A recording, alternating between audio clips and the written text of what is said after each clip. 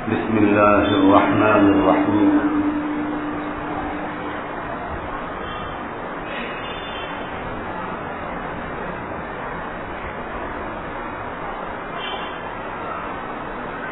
كل نفس ذائقة الموت وإنما توفون أجوركم يوم القيامة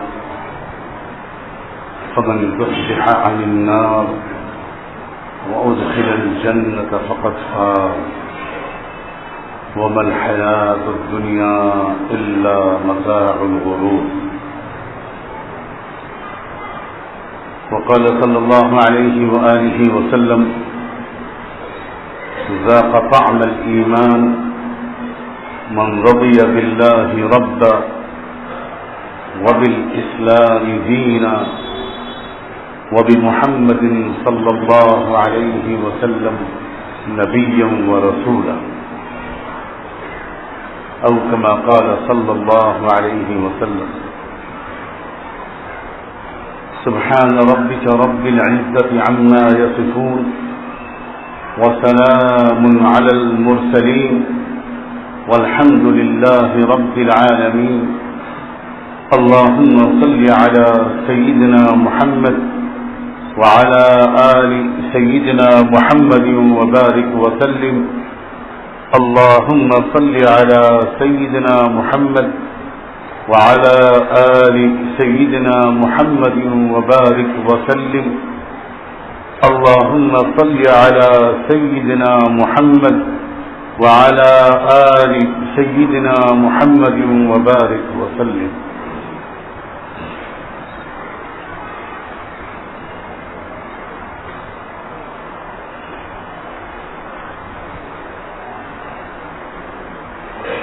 یہ دنیاوی زندگی نہ آرام گاہ ہے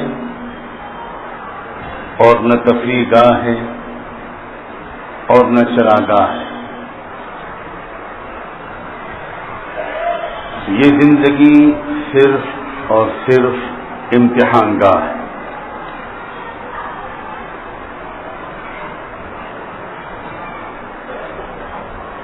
کوئی طالب علم یا اسٹوڈنٹ امتحان ہال میں جب جاتا ہے تو وہاں آرام کی چیزیں تلاش نہیں کرتا، وہاں تفریح کا انتظام نہیں کرتا اور نہ وہاں وہ کھاتا پیتا ہے. امتحان دینے جاتا ہے اور جیسے ہی امتحان کا وقت پورا ہوتا ہے اس کے بعد ایک منٹ بھی اس کو اس جگہ پر رکنے کی اجازت نہیں ملتی. وہ ہزار خوشامد کرے کہ یہاں بہت اچھے پنکھے ہیں، میرے گھر میں بہت گرمی ہے، مجھے تھوڑی دیر یہاں آرام کرنے دیجیے، مگر دنیا کا کوئی مدرسہ، کوئی اسکول، کوئی کالج کسی طالب علم کو امتحان گاہ میں آرام کی اجازت نہیں دی.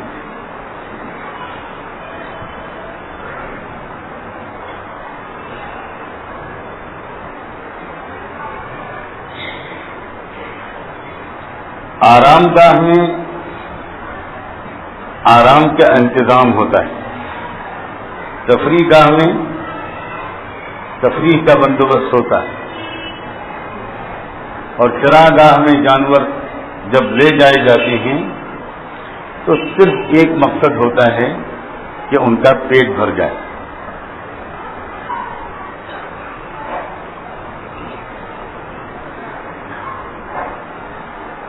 آج کی دنیا کے اکثر انسان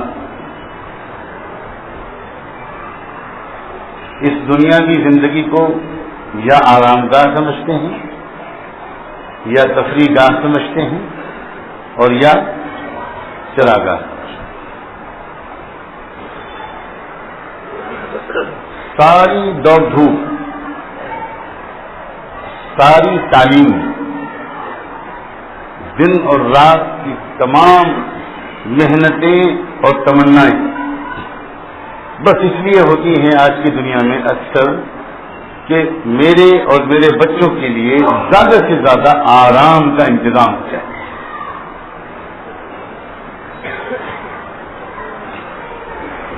پہلے تو فکر ہوتی ہے پیٹ بھرنے کی، یعنی چراگاہ، پھر درجہ اور اوپر آتا ہے، پھر آرام کی فکر شروع ہوتی ہے. اور جب چراگاہ اور آرام گاہ سے آگے بڑھتا ہے آج کا بہت قابل انسان، بہت کامیاب انسان، بہت پڑھا لکھا انسان، تو وہ ٹریول ایجنٹوں سے پوچھتا ہے کہ سب سے بڑھیا تفریح گاہ کون سی ہے. پھر وہ لاکھوں روپے 3-4 دن کی تفریح پر لگاتا ہے اور اپنے کو بہت سمجھدار آدمی سمجھتا ہے.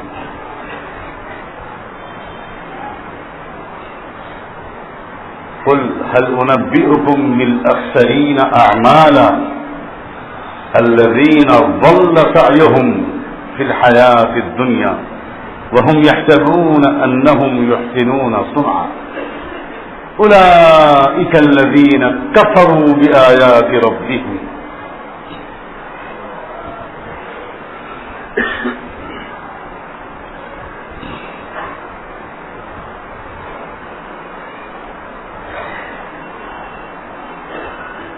جتنے بھی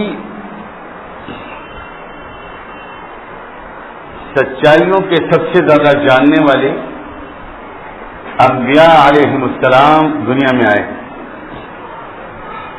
انہوں نے ایک بات بہت زور دے کر کہی، سمجھائی کہ یہ دنیا امتحان گاہ ہے، اس کو امتحان گاہ سمجھ کر جینا. صحیح ہے کہ چونکہ امتحان چند گھنٹے کا نہیں ہے بلکہ چند سالوں کا ہے، تو بیچ بیچ میں کچھ کھانے کی بھی اجازت ہے، آرام کی بھی اجازت ہے، اور معتدل انسان انداز سے تفریح کی بھی اجازت ہے. لیکن صرف اس لیے اجازت ہے کہ امتحان لمبا ہے، ورنہ ہے یہ امتحان گاہ. اسے نہ آرام گاہ سمجھنا اور نہ اس کو تفریح گاہ سمجھنا اور نہ اس کو چراگاہ.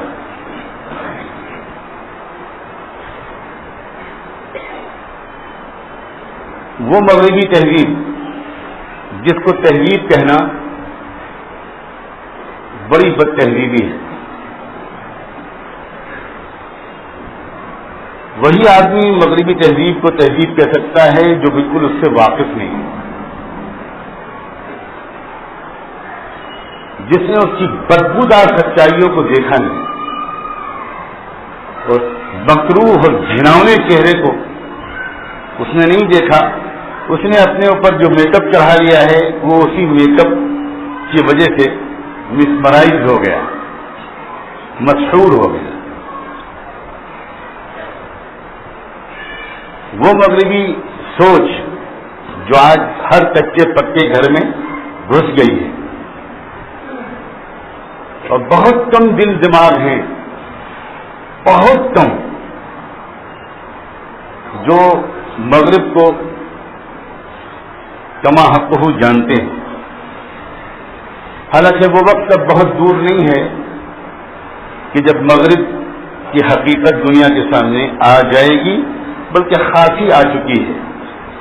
اس کے اوپر خود ایسا دورہ پڑا ہے کہ اس نے اپنے اوپر جو نقاب چڑھا رکھی تھی، انصاف کی، انسانی حقوق کی، سوشلزم کی، جسٹس کی، جمہوریت کی، عالمی عدالت کی، اس نے خود وہ نقاب نوچ کے پھینک دی ہے اور دنیا کو اپنا ننگا پن دکھانے پر وہ خود آمادہ ہے. اللہ اسے بہت خوش رکھے.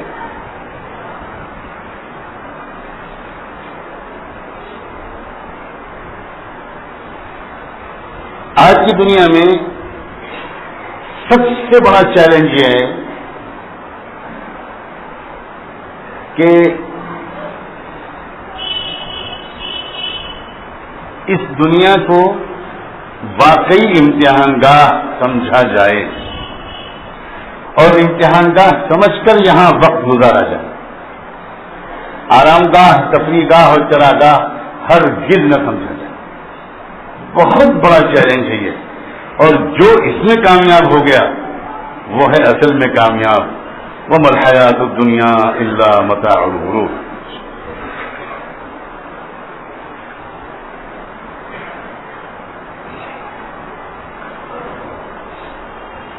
امتحان بھی ایسا اس دنیا میں ہو رہا ہے جس کا جواب زبان سے اللہ نہیں لیا جاتا، قلم سے بھی نہیں لیا جاتا، اور جس کا ایگزامینر رب العالمین خود ہے، اور ہر وقت وہ امتحان جاری ہے. یہ امتحان سال میں ایک مرتبہ نہیں ہوتا، سیمسٹر کا سسٹم نہیں ہے یہاں، نہ چھ ماہی اور شش ماہی اور سالانہ امتحان ہوتا ہے. یہ امتحان وہ ہے کہ جو ہر سیکنڈ میں لاکھوں بار میرا اور آپ کا اور دنیا کے ہر انسان کا ہر وقت ہو رہا ہے. یہ ہے وہ امتحان. ذرا اس کو اور سمجھنے کی کوشش کرتے ہیں، اللہ آسان فرمائے.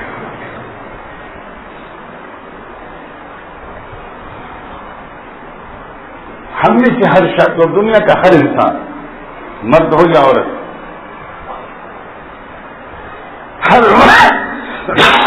ہر وقت کسی نہ کسی کیفیت اور حال میں ہوتا ہے.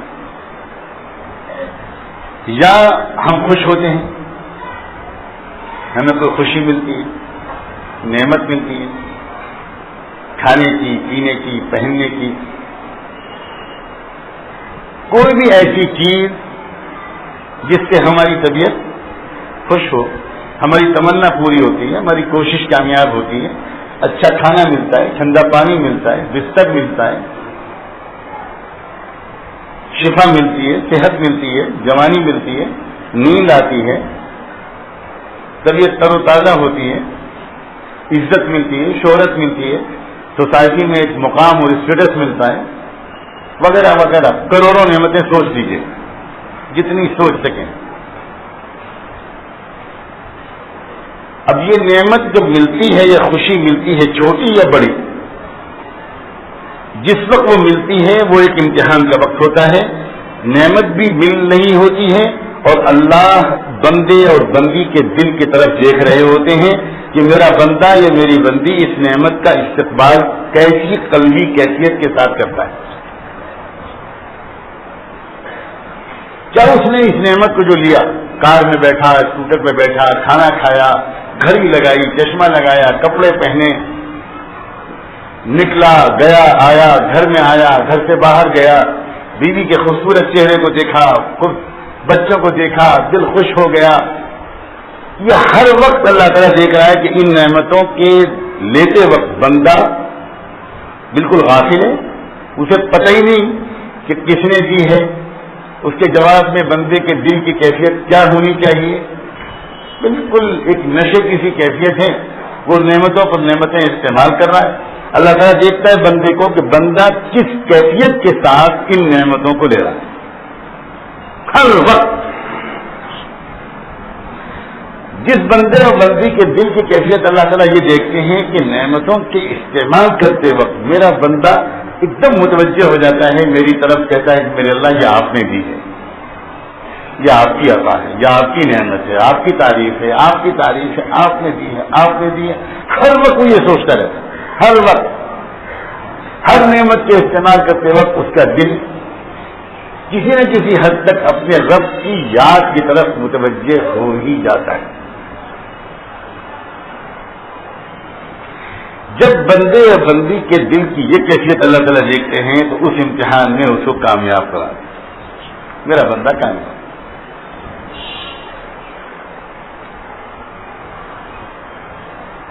اور اگر اللہ کی پناہ کیفیت یہ دیکھتے ہیں کہ ان نعمتوں کے ملتے ملتے بندے کے اندر یہ احساس آتے ہیں کہ میری کوشش کامیاب ہو گئی، میں تو بہت ذہین آدمی ہوں، بہت چالاک ہوں، میری تو کوئی اٹیمپٹ خالی جاتی ہی نہیں، میرے تو تعلقات بہت اچھے ہیں، میرے تو ریسورسز بہت ہیں میرے پاس، میرا سورس بہت اچھا ہے، یہ تو کام میرا ہونا ہی تھا، یہ تو بالکل، وہ تو ڈاکٹر اتنے بڑھیا ہیں اور اسپتال اتنا اچھا ہے اور یہ اور وہ، یعنی اللہ کی طرف جانے کے بجائے بندہ ان نعمتوں کے ملنے کو کسی نہ کسی غیر اللہ کی طرف لے جاتا ہے. جب یہ حال کسی بندے یا بندی کا اللہ تعالیٰ دیکھتے ہیں ایبسولوٹ فیل، وہ آدمی اس امتحان میں ناکام. ہر وقت جیسے کسی کے ای سی جی مشین لگا دی جائے تو اس کے دل کا حال وہ مشین بتاتی رہتی ہے کہ نہیں، اور ان آڑی تیرچھی لکیروں کو ہم عام آدمی نہیں سمجھتے، ڈاکٹر سمجھتا ہے اس سے کہ یہ اپ اینڈ ڈاؤن جو ہوا، یہاں پر ذرا بیٹ مس ہو گئی، یہاں پر پمپنگ بلڈ کی کم ہو گئی، یہاں پر دل کی حالت کم ہو گئی، یہاں آکسیجن ذرا کم ملی، وہ اس کو دیکھتا ہے، نکلتی رہتی، آٹومیٹکلی نکلتی رہتی. یقین مانے اللہ کی مشینوں میں جو ہم میں سے ہر ایک کے اندر لگی ہیں، ہر وقت ہماری ای سی جی رپورٹ آ رہی، ہر وقت، کبھی پاس کبھی فیل، کبھی پاس کبھی فیل، کبھی پاس کبھی فیل، کبھی پاس کبھی فیل. اب بعد میں جا کر ایوریج مارکس کیا نکلیں گے اور گریڈ کون سا ملے گا یہ پتہ چلے گا قبر میں اترتے ہی.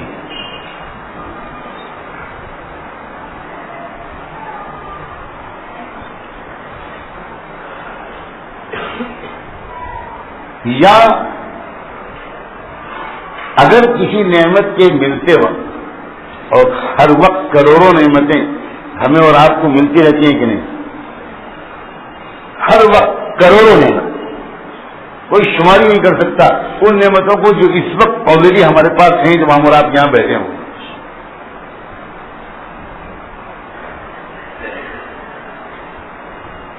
جس کے دل کو اللہ کی مسلسل یاد نصیب نہیں ہوتی، اسی کے دل کو اللہ کا مستقل شکر کیسے نصیب، کیسے نصیب. ایک حال اور ہوتا ہے کہ بندہ ایک دم غافل ہو جاتا ہے، نعمتوں کو نعمتیں ملتی رہتی ہیں اور وہ چپ چاپ استعمال کرتا رہتا ہے، بالکل ایسے جیسے آپ اپنے کسی دوست کو بہت قیمتی گھڑی دیں اور وہ آدمی ہاتھ سے لے کر جیب میں رکھ لے، نہ تھینک یو نہ جزاک اللہ، کچھ نہیں، سب پاس چہرے کے ساتھ اس نے جیب میں رکھ لی. آپ کو کیسا لگے گا؟ آپ کو نہیں لگے گا کہ میں نے کسی پاگل کو کوئی گھڑی دے دی؟ کچھ شکریہ بھی نہیں، مسکراہٹ بھی نہیں، کوئی ایکنالجمنٹ نہیں، کوئی ریسپانس نہیں، چپ چاپ جیب میں رکھ لی. مگر آپ بھی جان دیتے ہیں اس دوست پر، کچھ مہینے کے بعد آپ پھر کسی باہر کے ملک سے آئے اور پھر آپ ایک بہت اچھا سا پین لے کر آئے، یعنی اس وقت تو شاید وہ ٹینشن میں تھا، کچھ اس کو فکر تھی، اس وقت اس نے کچھ نہیں کہا تو کوئی میں دوستی تھوڑی توڑ دوں گا. اب دوبارہ آپ نے پین دیا، اب تو اس نے الٹے ہاتھ سے لیا اور بائیں جیب میں رکھ لی، نہ جزاک اللہ نہ شکریہ نہ تھینک یو. پھر تو میرا خیال میں آپ فوراً اس کے والد کو فون کریں گے، بس امیڈیٹلی کسی اچھے دماغی اسپتال میں لے جائیے، سم تھنگ از رانگ، معاملہ بہت گڑبڑ ہے. گھڑی دی پتہ نہیں چلا رکھ لی، پین دیا پتہ نہیں چلا دوسری جیب میں رکھ لیا، یہ پاگل ہے بالکل. کیا ہم سب کروڑوں بندے اللہ کے سامنے ہر وقت پاگل پنا نہیں پیش کر رہے ہیں؟ نعمتوں پر نعمتیں اللہ برسا رہے ہیں، کھا رہے ہیں، پی رہے ہیں، پہن رہے ہیں، چل رہے ہیں، پھر رہے ہیں، سانس لے رہے ہیں، پتہ ہی نہیں کچھ، بالکل پاگل کی طرح جو گھر ایک جیب میں گھڑی رکھ رہا ہے ایک جیب میں پین رکھ رہا ہے. ہماری الماریاں نعمتوں سے بھری ہوئی ہیں، ہمارے گھر نعمتوں سے بھرے ہوئے ہیں، ہمارے بدن نعمتوں سے ڈھکے ہوئے ہیں، ہماری گھر کی عورتوں اور بچوں پر نعمتوں کی بارش ہے، اور ہم نے ایک مرتبہ بھی سچے دل سے 10 منٹ تنہائی میں بیٹھ کر اللہ کا شکر نہیں ادا. یہ نتیجہ ہے اس بات کا کہ اس دنیا کو ہم نے امتحان گاہ نہیں سمجھا، ہم نے اس دنیا کو الفاظ چاہے ہم نہ بولتے ہوں ایسے، لیکن ہم نے شعوری یا غیر شعوری طور پر موجودہ زمانے کے مغربی اس طوفان کی اثر سے اس دنیا کو یا آرام گاہ سمجھا ہوا ہے، یا تفریح گاہ سمجھا ہوا ہے، اور یا چراگاہ سمجھا ہوا ہے۔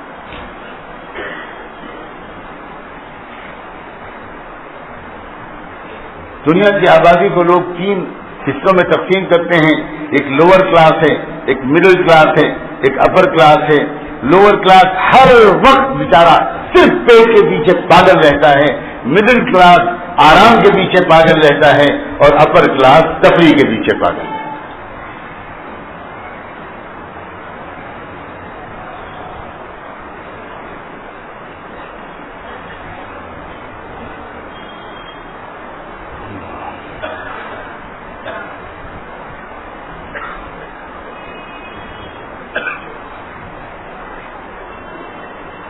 یہ ہر وقت جو امتحان ہر انسان کا چل رہا ہے،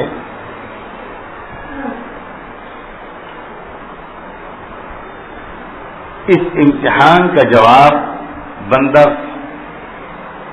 زبان سے نہیں دے گا، لکھ کر نہیں دے گا، بلکہ قلبی حال اس کا جواب ہے۔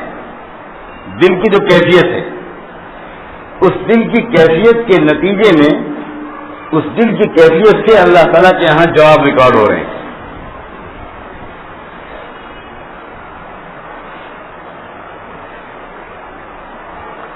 اسی لیے رحمت دو عالم صلی اللہ علیہ وآلہ وسلم نے بہت پیاری بات فرمائی، اور آپ کی تو ہر بات پیاری۔ فرمایا ذاق طعم الایمان من رضی باللہ ربا، ایمان کا مزہ اس کو آئے گا جو اللہ کو اپنا مربی مان کر خوش ہو جائے، خوش ہو جائے۔ بہت اہم لفظ ہے یہ۔ ایک ہوتا ہے قانونی رشتہ اللہ سے، قانونی رشتے میں اور محبت کے رشتے میں فرق ہے کہ نہیں؟ اگر کسی بیوی کو یہ احساس ہو کہ میرا شوہر کا مجھ سے تعلق صرف قانونی ہے، دل سے محبت وہ کسی اور سے کرتا ہے، بیوی کو وہ گھر اچھا لگے گا، وہ زندگی اچھی لگے گی؟ اگر شوہر جواب میں کہے کہ بھئی میں کیا کمی کرتا ہوں، خرچہ پورا دیتا ہوں، دواؤں کا انتظام کرتا ہوں، نوکر چکر لگا رکھے ہیں خدمت کے لیے، کیا کمی ہے؟ جواب میں بیوی کہے گی یہ سب واپس لے لیں، میں گھروں میں برتن مانج کر اپنا پیٹ پال لوں گی، لیکن مجھے محبت کی نگاہ سے دیکھیں تو۔ اگر اولاد ماں باپ کے ساتھ یہ سلوک کرے کہ خرچہ پانی سب دے لیکن محبت کی نگاہ سے نہ دے، ماں باپ کو اچھی لگے گی یہ زندگی؟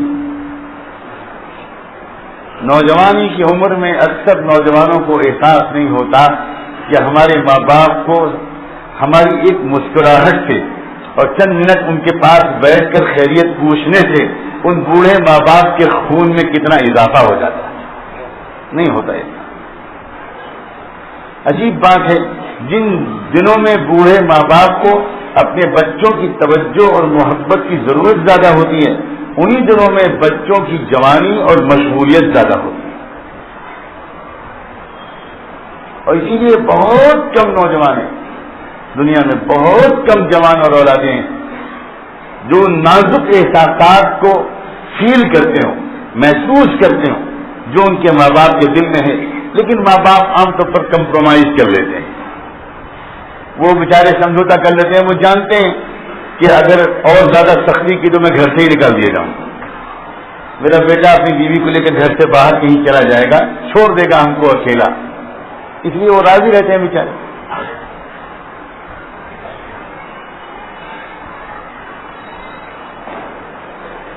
فرمایا ایمان کا مزہ تو اس کو آئے گا، مزہ دیکھو ایمان کا ذائقہ اور مزہ، ایک ایک لفظ پر غور کرو۔ ایک ہے مجبوراً نماز پڑھنا، مارے باندھے نماز پڑھنا کہ بھئی فرض ہے پڑھنا تو ہے ہی ہے، اب اتنے بھی گئے گزرے نہیں ہیں کہ نماز نہ پڑھیں. فرض ہے، مجبوری ہے، فرض ہے اس لیے روزے رکھنا فرض ہے، یہ بھی ایک درجہ ہے، آخری درجہ ہے، لیکن یہ ہماری منزل نہیں ہے. اس درجے پر ایمان کا ذائقہ نہیں آئے گا. اور اس درجے کی خاص پہچان یہ ہے کہ جیسے ہی مزے کی چیز آئے گی فوراً اللہ کا حکم ٹوٹ جائے گا، فوراً ٹوٹ جائے گا، اسی لمحے ٹوٹ جائے گا. جہاں شادی کے فنکشن میں گئے بس ختم. جہاں شادی ہمارے گھر میں آئی اور ہمارے گھر میں ایک عام بات یہ سوچ لی گئی کہ بھائی یہ تقویٰ، سنت اور شریعت، اس سے کہو کہ ذرا چلے میں چلے جائیں. اب گھر سے تقوی کو رخصت کر دیا گیا، اب ذرا گھر میں انجوائے کرنا ہے، بھائی شادی کا ماحول ہے. یہ علامت ہے اس بات کی کہ ایمان کا مزہ ایک دفعہ بھی ان لوگوں نے نہیں چکھا. ساری زندگی گزر گئی. کوئی 60 سال کا ہو گیا، کوئی 70 سال کا ہو گیا، کوئی 50 سال کا ہو گیا، کوئی 40 سال کا ہو گیا. ایمان کا مزہ نہیں آیا.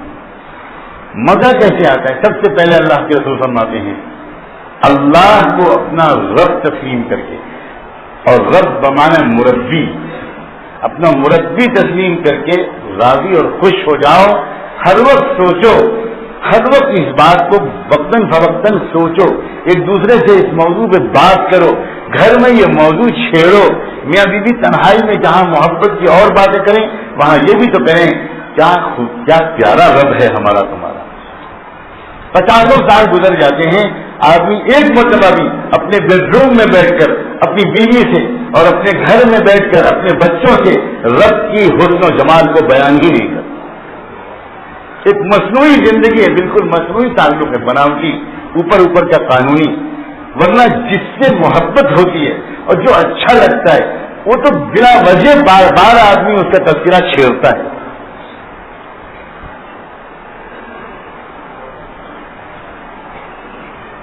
کتنا اللہ کیسا رب ہے، اللہ کیسا رب. کھلاتا ہے، خود نہیں کھاتا، بندوں کو کھلاتا ہے. خود نہیں پیتا، بندوں کو پلاتا ہے. خود نہیں پہنتا، بندوں کو پہناتا ہے. خود نہیں سوتا، سب کو سلاتا ہے. کیا پیارا رب ہے. عیبوں کو چھپاتا ہے، گناہوں کو چھپاتا ہے. برس ہم لوگ گناہ کرتے رہتے ہیں اور وہ ایک لمحے کے لیے کوئی نعمت روکتا نہیں. اور ہمارا حال یہ ہے کہ 20 سال خوشیوں میں رہنے کے بعد اگر کوئی پریشانی آ جاتی ہے، اگر کوئی الجھن اور غم آ جاتا ہے تو ہم اسی وقت اللہ سے ناراض ہونے لگتے ہیں، بدگمان ہونے لگتے ہیں. کیونکہ امتحان اللہ تعالیٰ خوشیاں دے کر بھی بھیجتا ہے، جیسے میں نے ابھی کہا، نعمتیں دے کر بھی امتحان لیتا ہے، اور پریشانیاں، الجھنیں، غم، تکلیفیں، وہ بات جو اپنی مرضی کے خلاف ہو، ایسا حال بھی اللہ تعالیٰ بھیجتے ہیں بندوں پر، بندیوں پر، یہ دیکھنے کے لیے کہ دیکھیں میرا بندہ اور میری بندی اس پریشانی اور غم کو کس قلبی کیفیت کے ساتھ لیتا ہے. اگر کوئی پریشانی آئی اور بندے اور بندی کے دل میں یہ خیال آیا کہ اللہ یہ پریشانی آپ نے یقیناً میری کسی کمزوری کی اصلاح کرنے، کسی خرابی کو دور کرنے کی طرف مجھے متوجہ کرنے کے لیے میری محبت کی وجہ سے بھیجی ہے. اے اللہ اب آپ اتنا مجھے اور سمجھا دیجیے کسی طرح کہ وہ کون سی کمی ہے جس کی وجہ سے یہ پریشانی آئی ہے. میں بالکل دل سے مانتا ہوں میرے اللہ یہ پریشانی آپ نے اس لیے نہیں بھیجی ہے کہ آپ مجھے کچھ ستانا چاہتے ہیں. آپ بے رحم نہیں ہیں، آپ بے خبر نہیں ہیں، آپ بے بس نہیں ہیں. میرے اللہ آپ تو میرے سب سے پیارے دوست ہیں، سب سے اچھے خیر خواہ ہیں آپ. یہ جو پریشانی آپ نے بھیجی، یہ تو میرے بچے کا انتقال ہو گیا، یہ تو میری نوجوان بیوی کے انتقال کر گئی، یہ تو میرا ایکسیڈنٹ ہو گیا، یہ جو میرے کاروبار میں نقصان ہو گیا، یہ جو میں مقدمہ ہار گیا، یہ جو ہو گیا اور یہ جو ہو گیا، میرے اللہ یہ آپ کی بے بسی کی وجہ سے نہیں ہے، یہ میری کسی خرابی کی وجہ سے ہے.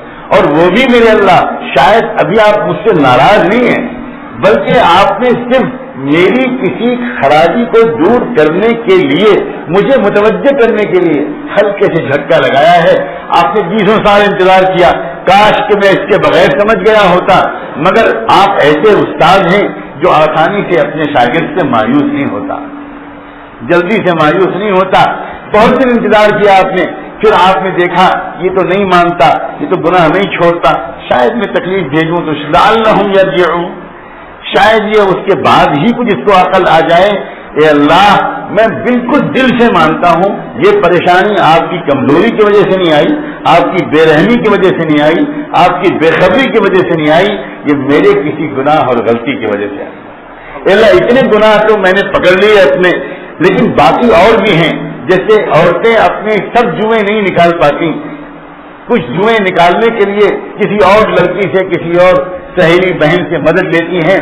بہن، میرے بالوں میں جوئیں اور لیکیں بہت پڑ گئی ہیں، سب میں نہیں نکال پاتی، ذرا تم میری مدد کر دو. اسی طرح کوئی انسان کسی اللہ والے سے، کسی عالم سے، کسی سچے صاحب دل سے کہتا ہے میں اپنے سارے عیبوں کو خود نہیں ڈھونڈ پا رہا، ذرا میری مدد کر دو کہ میرے اندر کیا کیا خرابی ہے.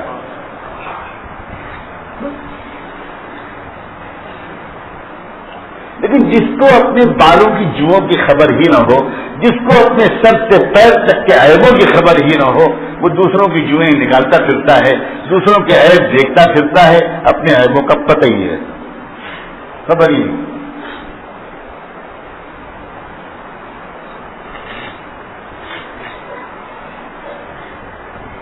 یقین مانے اللہ کی طرف سے جو پریشانیاں آتی ہیں، چاہے وہ الگ الگ ہم پر آتی ہوں، انفرادی طور پر یا اجتماعی طور پر امت پر آتی ہیں، یہ سب پریشانیاں اللہ تعالیٰ کی ناراضگی کی دلیل نہیں ہوتی.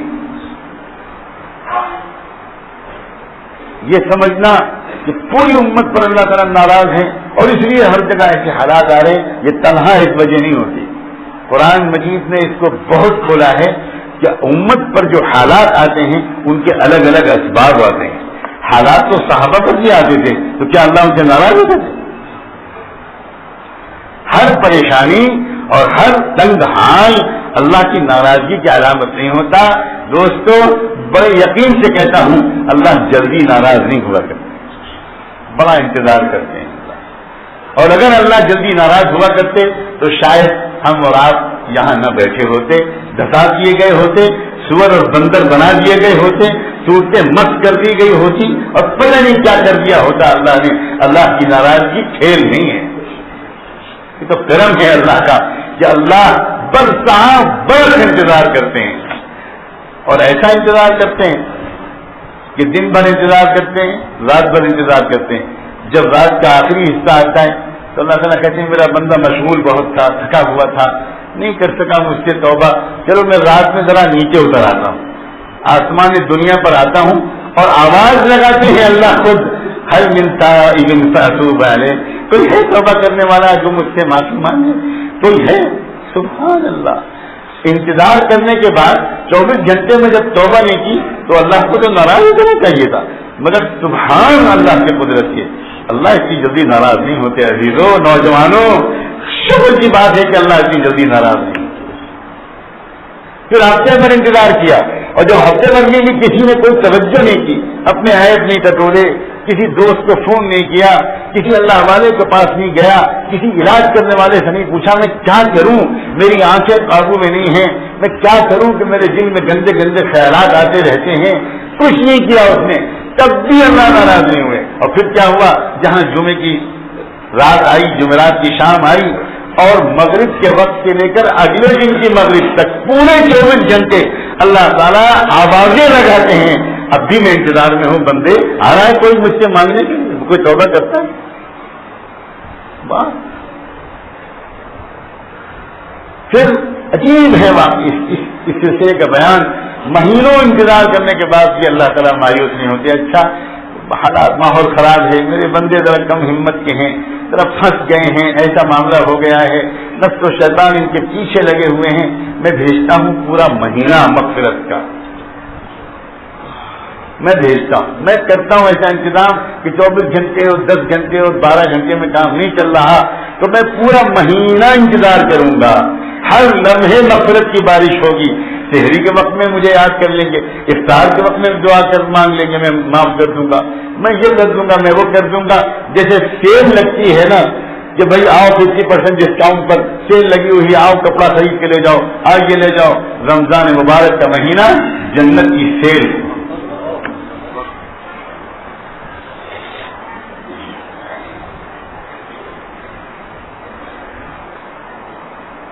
ذاق طعم الایمان من رضی باللہ ربا. اللہ تعالیٰ کی تعریفیں کیا کرو عزیزو. میرا بہت مخلصانہ مشورہ ہے, آپس میں ہفتے میں ایک مرتبہ تو گھر میں کچھ ایسی آپس میں بے تکلف باتیں ہونی چاہیے.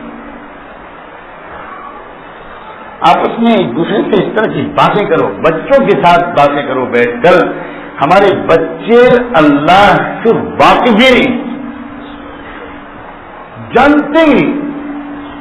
جن اسکولوں میں ہم نے ان کو بھیج دیا گویا ہم نے خود ان کو نمرود کی آگ میں ڈھکیل دیا. ہم بھیجتے ہیں اسکولوں میں اور پھر امید رکھتے ہیں کہ بچے کو عقیدے اور بچوں کی کیریکٹر بالکل ٹھیک رہے گا. واہ واہ واہ. سمندر میں کسی کو ڈھکیل دیا جس کو تیرنا نہیں آتا تھا, اور اس سے ہم کہہ رہے ہیں ایاک ان تبتل بالماء, خبردار پانی سے کہیں بھیگنا مت. ہاتھ پاؤں باندھ کے سمندر میں پھینک دیا اور پھر کہتے ہیں بھیگنا مت. یوں قتل سے بچوں کے وہ بدنام نہ ہوتا, یوں قتل سے بچوں کے وہ بدنام نہ ہوتا. افسوس کہ فرعون کو کالش کی نہ سوچی. بار اکبر الہی چٹکیاں لیتے تھے, چٹکیاں. دودھ ہے ڈبے کا اور تعلیم ہے سرکار کی. بو آئے تو کیوں کر بچے میں والدین کے اطوار کی.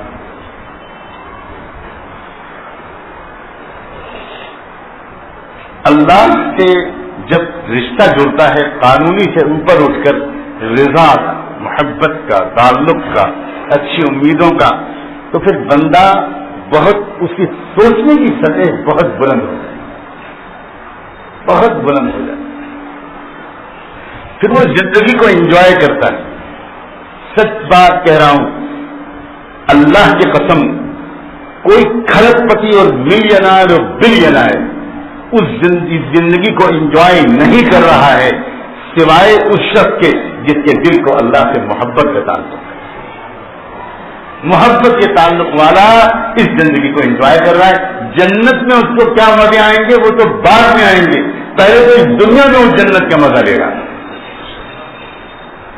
تبھی تو سیدنا عبداللہ ابن عباس نے کہا تھا, اللہ کے رسول کے محبوب کریم چچا بھائی اور بھانجے اور عالم قرآن, ترجمان قرآن, تبھی تو انہوں نے کہا تھا ان فی الدنیا جنتن من لم يدخلها لم يدخل جنت الآخرہ. اس دنیا میں ایک جنت ہے, جو اس جنت میں نہیں گیا وہ آخرت کی جنت میں بھی نہیں جائے گا. کیا مغرب والوں کے پاس اور امریکہ اور یورپ کے پاس اس دنیا کی جنت ہے؟ آخرت کی جنت کے تو تذکرے ہی نہیں کرتا میں. وہ بیچاری قوم ایسی محروم ہے کہ پورے مغرب میں پوری تاریخ ہے انسانیت میں ایک بھی نبی اور رسول نہیں بھیجا.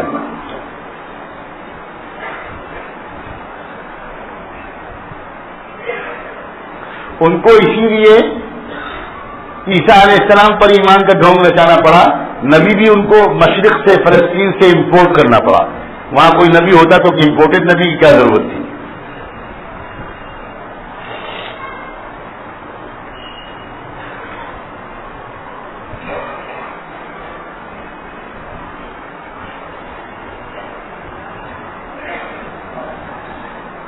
قوموں کی قومیں اسی دنیا کی جہنم میں گرفتار ہیں. آخرت میں کیا ہوگا وہ تو یہیں سے معلوم ہے کہ کیا ہونے والا ہے. یقین مانے دل کا سکون اور چین اور اطمینان. آپ سچ بات بتائیں, اللہ سے تعلق, محبت اور محبت بھری یاد کے جو لمحے کبھی کبھی ہم اور آپ جیسے گنہگاروں کو نصیب ہو جاتے ہیں, اس وقت دل میں جو ٹھنڈی کیفیت محسوس ہوتی ہے, کیا وہ لذت کھانے پینے میں محسوس ہوتی؟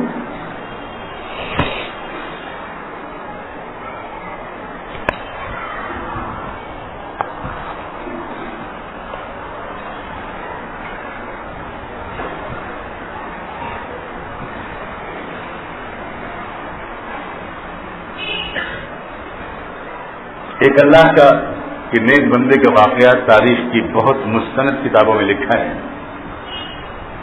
کہ وہ سخت بیمار تھے. اتنی لمبی اور خطرناک بیماری تھی کہ پورے بدن میں کیڑے پڑ گئے اور تمام کیڑوں میں پورے بدن میں زخم ہو گئے اور ہر زخم میں کیڑے پڑ گئے. سر سے پیر تک زخم ہی زخم اور ہر زخم میں ہزاروں کیڑے. کیا کیفیت رہی ہوگی؟ ان کے ایک بڑے وفادار شاگرد تھے، محبت کرنے والے. وہ دور کہیں ملک میں رہتے تھے.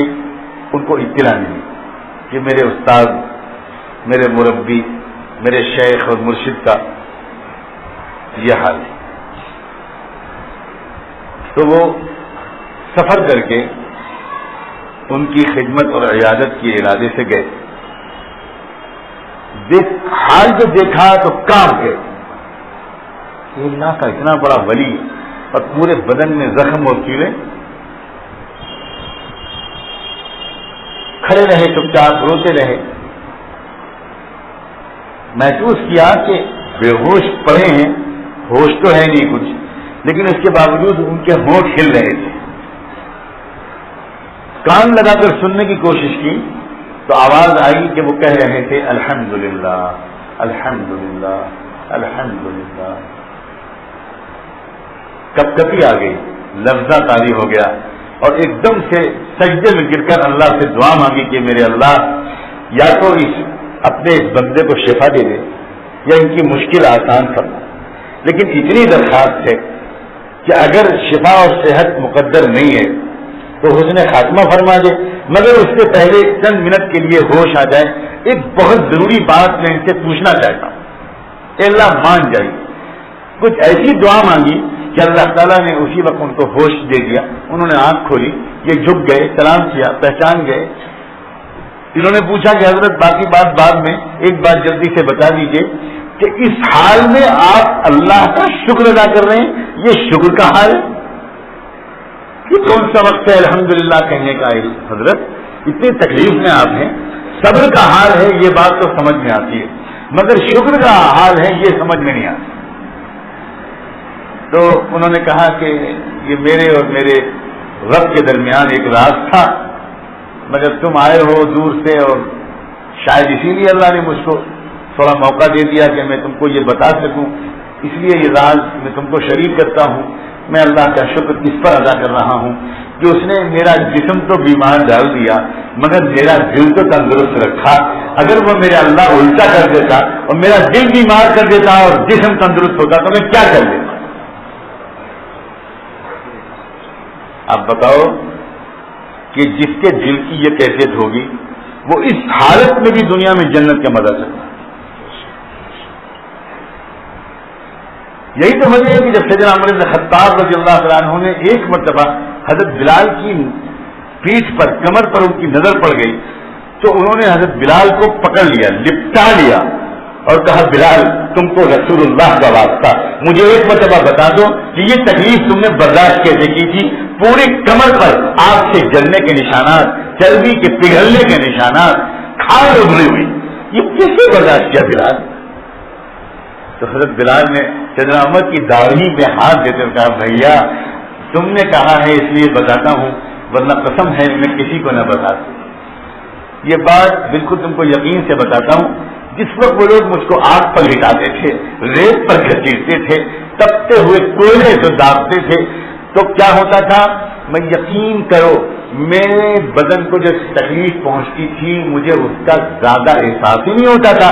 میں تو صرف یہ کہتا تھا میرے رب نے میرے لیے یہ تکلیف بھیجی ہے، رب نے بھیجی ہے، رب نے بھیجی ہے، احد احد احد احد. اور میں رب کی یاد میں ایسا کھوتا تھا کہ اس کی لذت کی وجہ سے مجھے یہ تکلیف محسوس ہی نہیں. تیرا غم بھی مجھ کو عزیز ہے کہ تیری ہی دی ہوئی چیز. تیرا غم بھی مجھ کو عزیز ہے کہ تیری دی ہوئی چیز. یہ کیا تعلق اللہ سے جس کو نصیب ہو جائے، آپ بتاؤ دنیا میں اس کو مزہ آئے گا کہ نہیں آئے گا؟ لطف ہر وقت حشاش بشاش میں.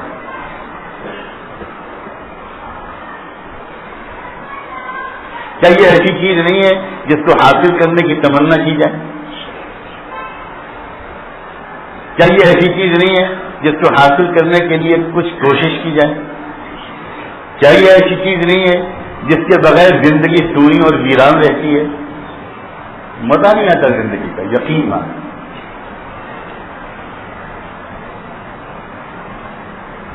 مغرب کے لوگ اگر یہ خالی دنیا کے چیزوں میں بہت زیادہ راحت و چین و سکون و اطمینان ہوتا تو دنیا میں سب سے زیادہ مزے میں کون لوگ ہوتے؟ مغرب کے لوگ. بیچاروں پر رحم آتا ہے. اے اللہ ان کی بھی ہدایت کا انتظام کر دے. رحم آتا ہے.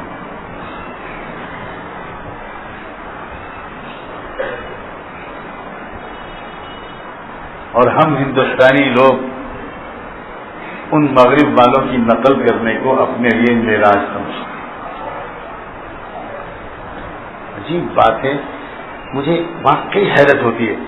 یعنی یہاں تک کہ جو بھی مسلمانوں کی ترقی کی اسکیمیں سوچتا ہے وہ بھی مغربی انداز سے سوچتا ہے. یہ دکھ کی بات. ترقی اور تعلیمی ترقی کس کو عزیز نہیں ہے؟ کون نہیں چاہتا کہ سارے مسلمان غربت سے نکل آئیں، سارے مسلمان خوشحال بن جائیں، سارے مسلمان تعلیم یافتہ بن جائیں. لیکن مشکل یہ ہے کہ اس تعلیم کے ساتھ اگر تہذیب چلی آئے گی مغرب کی تو ہم 70 لاکھ مرتبہ اس ترقی پر لعنت بھیجتے ہیں.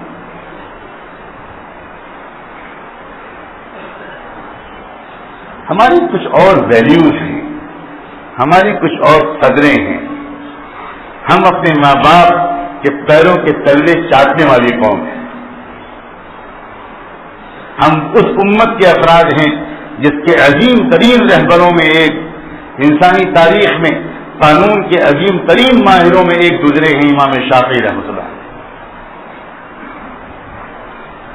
رات کو ان کی والدہ ماجدہ جب آرام کرنے کے لیے لیٹتی تھی تو اپنا سارا مطالعہ چھوڑ کر آتے تھے، ماں کے پیر دباتے تھے، سر میں تیل لگاتے تھے اور آخر میں ماں کے پیر کے تلوے چاٹتے تھے.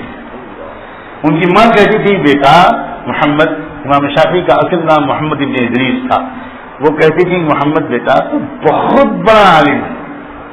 واقعی امام شافعی کو دیکھنے کے لیے جمعے کے دن، کیونکہ جمعے کے دن جب وہ مسجد کے لیے نکلتے تھے تو بہت جلدی نکلتے تھے، تو سینکڑوں میل سے ہزاروں لوگ جمعے کے دن امام شافعی کو دیکھنے کے لیے آتے تھے اور سڑک کی دونوں طرف 2 قطاریں بنا کر کھڑے ہوتے تھے صرف ایک مرتبہ امام شافعی کو دیکھ لینے کی.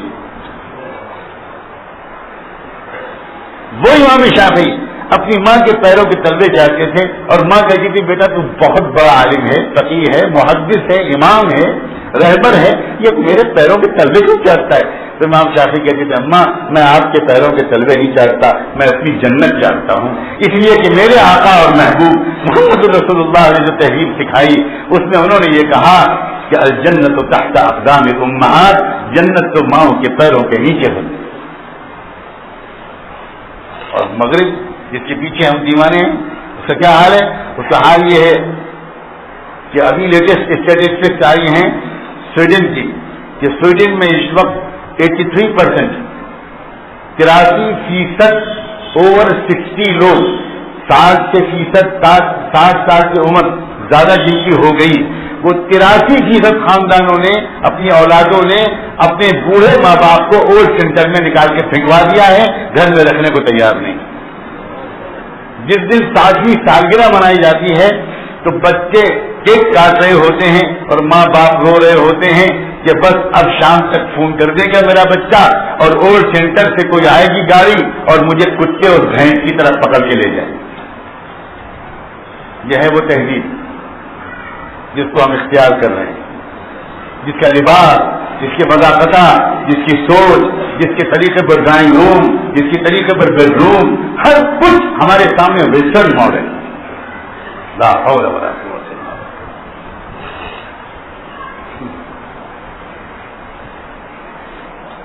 ہمارے یہاں لکھنؤ شہر میں ایک مستورات کی جماعت مرکز نظام الدین سے بھیجی گئی، اس میں ایک جرمن خاتون تھی.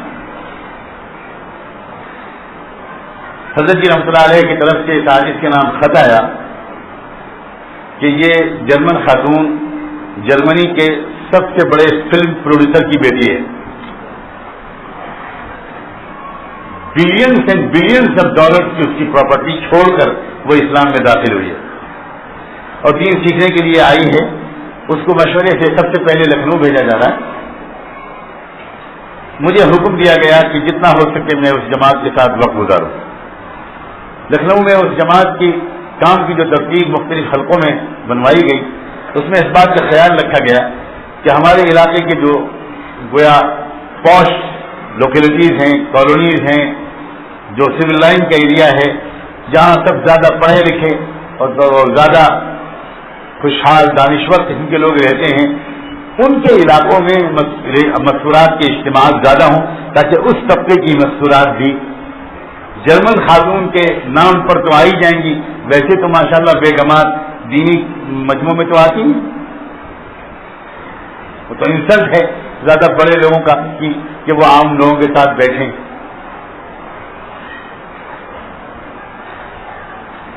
تو ایک بڑا زبردست اجتماع تھا مستورات کا، کئی ہزار خواتین جمع کی، اور چونکہ کئی دن گزر چکے تھے، شہر میں ایک شور تھا، تو وہ شاید ان ہزاروں مستورات میں وہ ساری کی ساری سب ماڈرن فیشنیبل گھروں کی لڑکیاں، وہ یہ سوچ کر کہ ایک یورپین عورت آئی ہے تو ذرا زیادہ ہی میک اپ کر کے آئیں. کئی گھنٹے لگتے ہیں اپنی شکل بگاڑنے میں. اللہ بیچاریوں کی مدد کرے. لال پیلی نیلی پتہ نہیں کیا کیا. پہلے زمانے میں جب جیلوں میں عورتوں کو سزا دی جاتی تھی تو ان کے چہرے رنگے جاتے تھے. کاش کہ ہماری آج کی عورتیں اس زمانے میں جیلوں میں ہوتی تو مفت کا میک اپ ہوتا، وہ اتنی کاسمیٹک خریدنی ہی نہ پڑتی.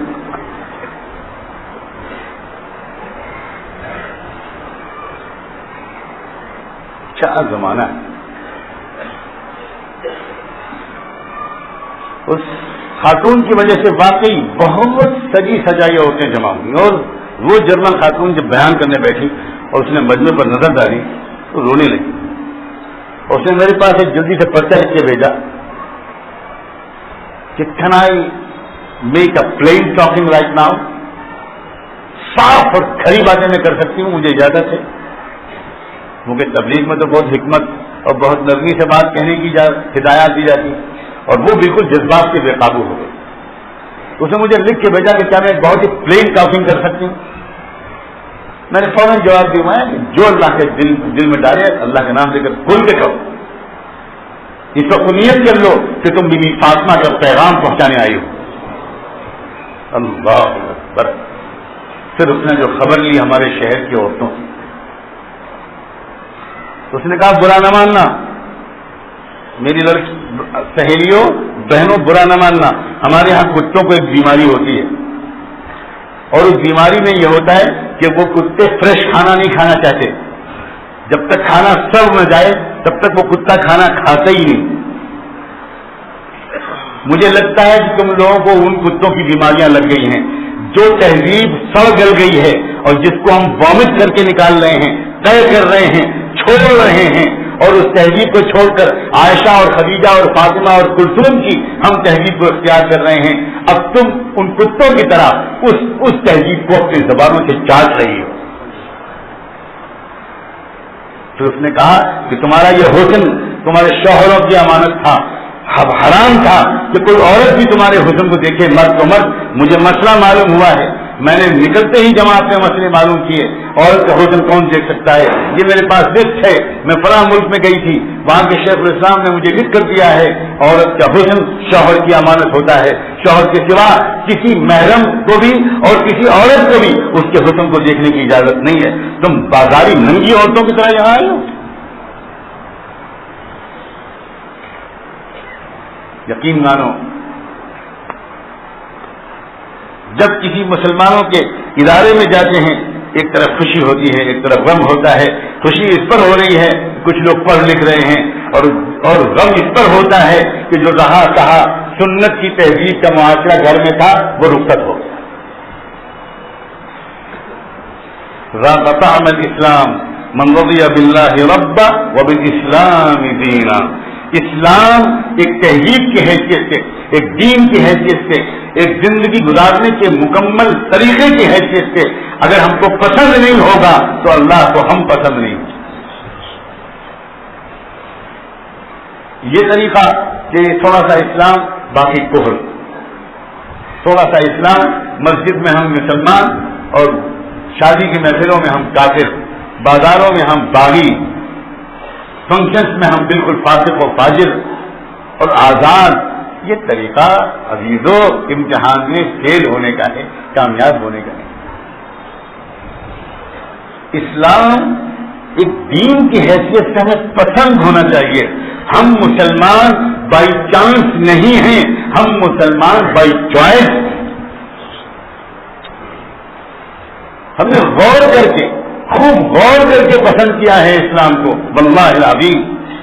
ہمیں اسلام اس لیے پسند ہے کہ اس کے عقیدے صاف ستھرے ہیں، اس کی توحید صاف ستھری ہے۔ ہمیں اسلام اس لیے پسند ہے کہ اس میں گنہگار سے گنہگار بندہ سیدھے اپنے رب سے رابطہ قائم کرتا ہے، درمیان میں کوئی ایجنسی نہیں ہوتی۔ ہمیں اسلام اس لیے پسند ہے کہ اسلام حیا سکھاتا ہے۔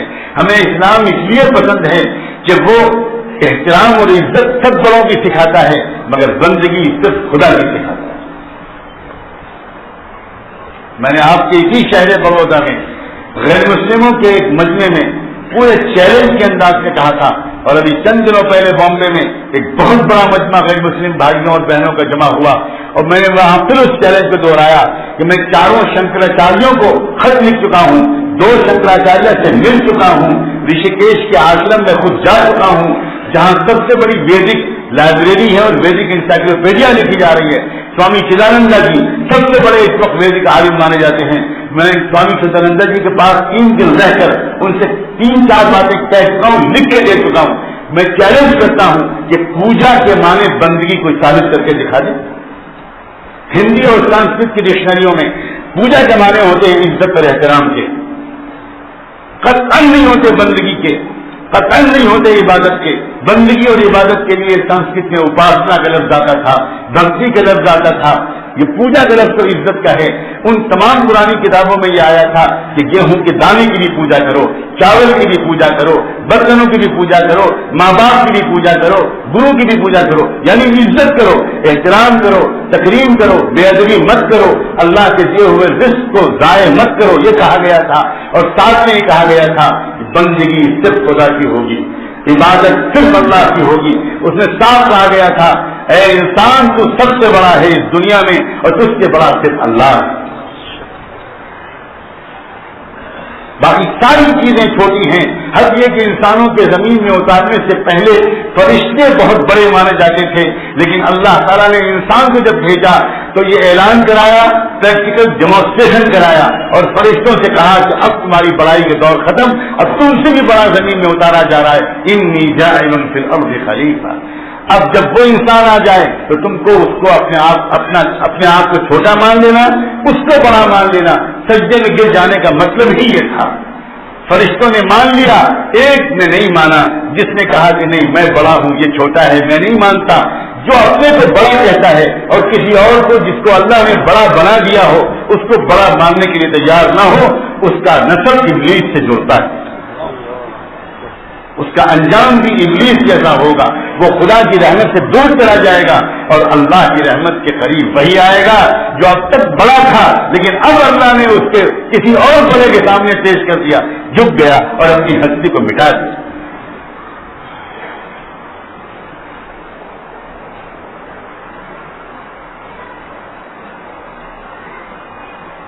ذاق طعم الایمان من رضی باللہ ربا وبالاسلام دین۔ اسلام حسین ہے، اسلام خوبصورت ہے، بہت خوبصورت، پرفیکٹ ہے اسلام، مکمل ہے اسلام، خوبصورت ترین تحریر۔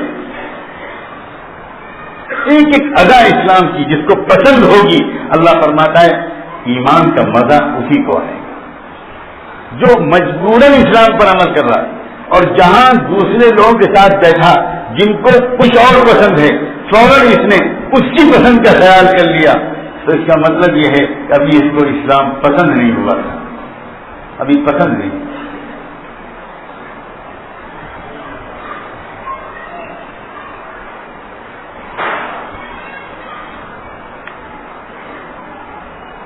اٹھارہویں منزل سے ایک عورت امریکہ میں کود کر مری، ایک نوٹ چھوڑ کر گئی کہ سال بھر سے میں انتظار میں تھی اپنے بیٹے کے کہ آج کرسمس کا دن ہے، آج تو بیٹا مجھے وش کرنے آئے گا، کرسمس کی مبارکباد دینے آئے گا، پھولوں کا ایک کاغذ کے پھولوں کا صحیح ایک گلدستہ لے کر آئے گا۔ میں انتظار کرتی رہی، نہیں آیا، تو میں نے اس کو فون کیا، تو اس نے مجھ کو یہ جملہ بولا، ایک کتیا مجھے فون مت کیا کر،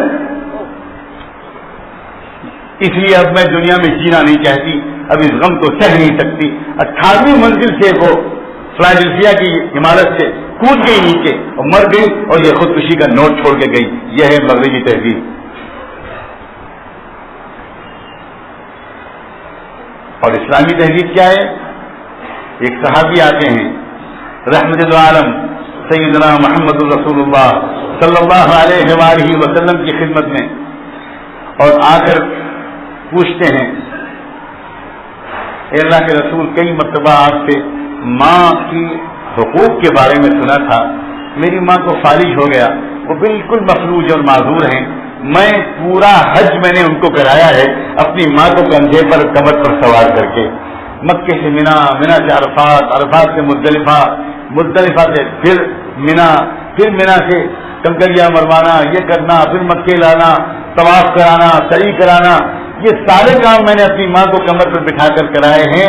اب تو اللہ کے رسول میں نے اپنی ماں کا حق ادا کر دیا ہوگا، صلاۃ والسلام ہو آپ پر۔ آپ نے فرمایا جب تم پیدا ہوئے تھے تو تمہاری ماں کے منہ سے جو پہلی کلام نکلی تھی ابھی اس کا بھی حق ادا نہیں۔ یہ اسلامی تہذیب۔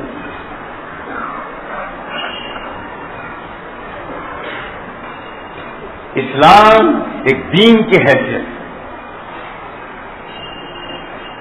اسلام وہ اس طرح کا مذہب یا اس طرح کا کوئی ایک مجموعہ ڈوگماس کا نہیں ہے کہ کچھ ریچولس ہوں اور کچھ سیریمونیل فنکشنز ہوں اور کبھی کبھی کچھ پوجا پاٹ ہو اور کبھی ربیع الاول میں اور کبھی محرم میں اور کبھی کب اور جمعے کی نماز ہو اور بس ختم، یا خالی نماز ہو، روزہ ہو، بس ختم۔ اسلام اس کا نام نہیں ہے۔ اسلام مرنے کے پیدا ہونے کے وقت سے لے کر مرنے تک کا 24 گھنٹے کا ہر ادا، ہر قدم یا اسلامی انداز سے اٹھے گا یا غیر اسلامی انداز سے، ہر قدم۔ زندگی سے ہم الگ نہیں کر سکتے اسلام کو، ایک منٹ کے لیے، ایک سیکنڈ کے لیے۔ اب جس کو یہ اسلام پسند ہے، اللہ کے رسول فرماتے ہیں ایمان کا مزہ اس کو آئے۔ اپنے دلوں میں جھانک کر دیکھیں، اگر اسلام ایسا پسند ہے تو شکر ادا کریں، نہیں تو اس وقت ہی ارادہ کریں اور اللہ سے دعا مانگیں کہ پسندیدگی اور محبت کا تعلق تو اے اللہ مجھے آپ سے بھی جوڑنا ہے اور اسلام سے بھی جوڑنا ہے، ابھی کمی ہے میرے اندر، اے اللہ مجھ کو توفیق دے، کمی ہے، واقعی کمی۔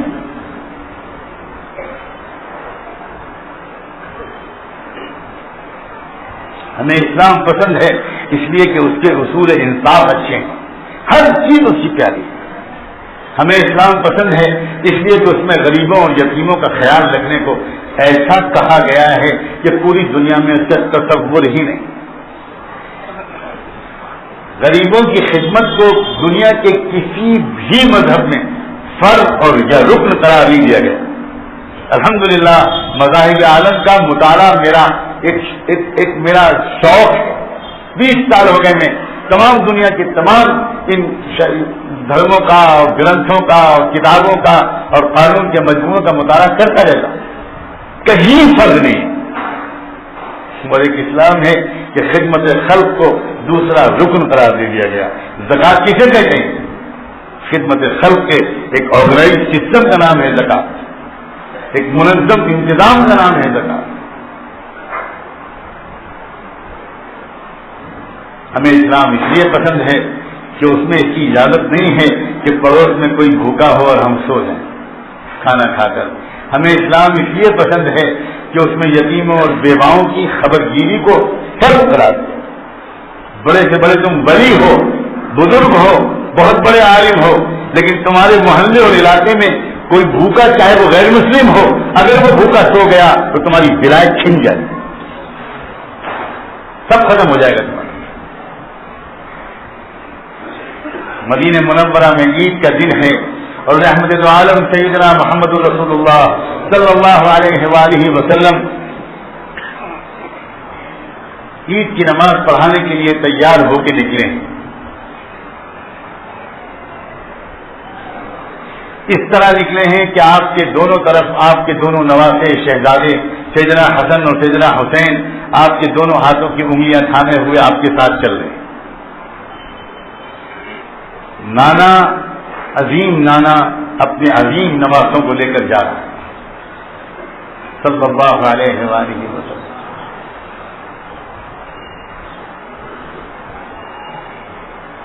راستے میں کچھ بچے کھیلتے ہوئے نظر آئے. عید کا دن تھا, اچھے اچھے کپڑے پہنے ہوئے, سب خوشیوں میں کھیل رہے تھے. لیکن اللہ کے رسول نے دیکھا کہ ایک بچہ اداس اور غمگین سا کنارے بیٹھا ہے بیچارہ, میلے کچیلے کپڑے پہنے ہوئے. یہ ہو نہیں سکتا تھا کہ کوئی غمگین بڑا یا چھوٹا انسان, بچہ یا بڑا, وہ کہیں راستے میں ملے اور رحمت دو عالم یوں ہی گزر جائیں, یہ ممکن ہی نہیں. آپ اس بچے کے پاس پہنچے اور چپکے سے اس سے کہا, بیٹے تم کیوں بیٹھے ہو اس طرح, عید کا دن ہے, کپڑے بھی نہیں بدلے اور تم بچوں کے ساتھ کھیل بھی نہیں رہے, کیا بات ہے؟ تو بچے نے اپنے آنسوؤں کو چھپانے کی کوشش کرتے ہوئے کہا کہ اللہ کے رسول میں یتیم ہوں, میرے باپ کا انتقال ہو چکا ہے اور میری ماں نے میرے باپ کے انتقال کے کچھ دن کے بعد دوسری شادی کر لی. اب کون ہے جو میرے کپڑے بنائے اور کون ہے جو مجھے نہلائے دھلائے اور میرے کپڑے بدلے؟ اللہ کے رسول نے اس بچے کو اٹھایا اور اب آپ پھر چلے, مگر عیدگاہ کی طرف نہیں گئے, واپس اپنے گھر کی طرف آئے اور اپنے گھر کی مستورات سے آ کر یہ کہا کہ اس بچے کو نہلاؤ دھلاؤ اور حسن اور حسین میں سے جس کے کپڑے اس کے بدن پر فٹ آ سکیں پہناؤ, میں باہر انتظار کر رہا ہوں. عرش الہی بھی یہ منظر دیکھ کر جھوم اٹھا ہوگا کہ شہنشاہ کائنات امام الانبیاء ایک غمگین, غم کے مارے ایک دکھی اور یتیم اور بے سہارا بچے کے انتظار میں بیٹھے ہیں. واہ, صلاۃ والسلام ہو آپ پر. جب بچہ نہلا دیا گیا, کپڑے پہنا دیے گئے, تب وہ نکلا, تب اللہ کے رسول اٹھے اور اب پھر چلے عیدگاہ کی طرف, مگر ایک نئی شان کے ساتھ. نمازیں تو دونوں پہلے کی طرح پیدل ہی چل رہے تھے, مگر یہ بیٹا اب یہ اپنے ان کے کندھے پر سوار تھا. ایک بات میں کہنا بھول گیا, اللہ کے رسول نے وہاں اس بچے سے یہ پوچھا تھا جب پہلی ملاقات ہوئی تھی اور اس نے اپنا حال بتایا تھا کہ میں یتیم ہوں, تب حضور جھک گئے گھٹنے کے بل پر جلس اعلیٰ رکبتئی اور بیٹھ کر بچے سے کان میں کہا, بیٹے تم مجھ کو اپنا باپ بنا لو گے؟ بیٹا یقین نہیں کر سکا, لپٹ گیا اللہ کے رسول کی ٹانگوں سے. اللہ کے رسول مجھے بنا لیجیے اپنا بیٹا, بنا لیجیے اپنا بیٹا. اسی لیے اللہ کے رسول نے اب چونکہ اپنا بیٹا بنا لیا تھا تو اپنے کندھے پر اٹھایا اور وہ دونوں نماز سے پیدل چلتے رہے اور پورے مدینہ نے دیکھا کہ سید الرسول اس بچے کو کندھے پر بٹھائے ہوئے لے کر جا رہا ہے. یہ ہے اسلام اور یہ ہے محمد صلی اللہ علیہ وسلم. اب ایمان کا مزہ اس کو آئے گا جس کو اسلام پسند ہو اور اس کی زندگی میں یہ ادا ہو. مزہ ایمان کا اس کو آئے گا جس کو دنیا کا کوئی لیڈر, کوئی ایکٹر, کوئی شاعر, کوئی اداکار, کوئی کھلاڑی, دنیا کا کوئی انسان بالکل پسند نہ ہو. پسند ہو تو محمد رسول اللہ. جب تک ہمیں محمد رسول اللہ کی ایک سنت پسند نہیں آتی, تب تک ہمارے ایمان کا مزہ ہم کو نہیں آئے. یاد رکھنا، انتہائی افسوس کی بات ہے، انتہائی دکھ کی بات ہے کہ ہمارے قوم کی بڑے باصلاحیت لوگ، ہماری امت کے بڑے اچھے اور ذہین لوگ، بڑے قابل قدر لوگ، اچھے تعلیم یافتہ، ترقی پسند، روشن خیال لوگ ایک عجیب غلط فہمی میں مبتلا ہو گئے ہیں کہ ان کو محمد الرسول اللہ کی سنت یعنی ان کی تحقیق پسند نہیں ہے. ان کو پسند دوسری تحریریں ہیں. ایمان ان کا محمد رسول اللہ پر ہے. میں بالکل ہرگز یہ نہیں کہہ رہا ہوں کہ معاذ اللہ وہ ان کے دل میں حضور پر ایمان نہیں ہے، لیکن شاید ابھی ان کو حضور پر ایمان کے پورے مطلب اور اس کے تقاضوں کے سمجھنے میں کچھ کمی ہے.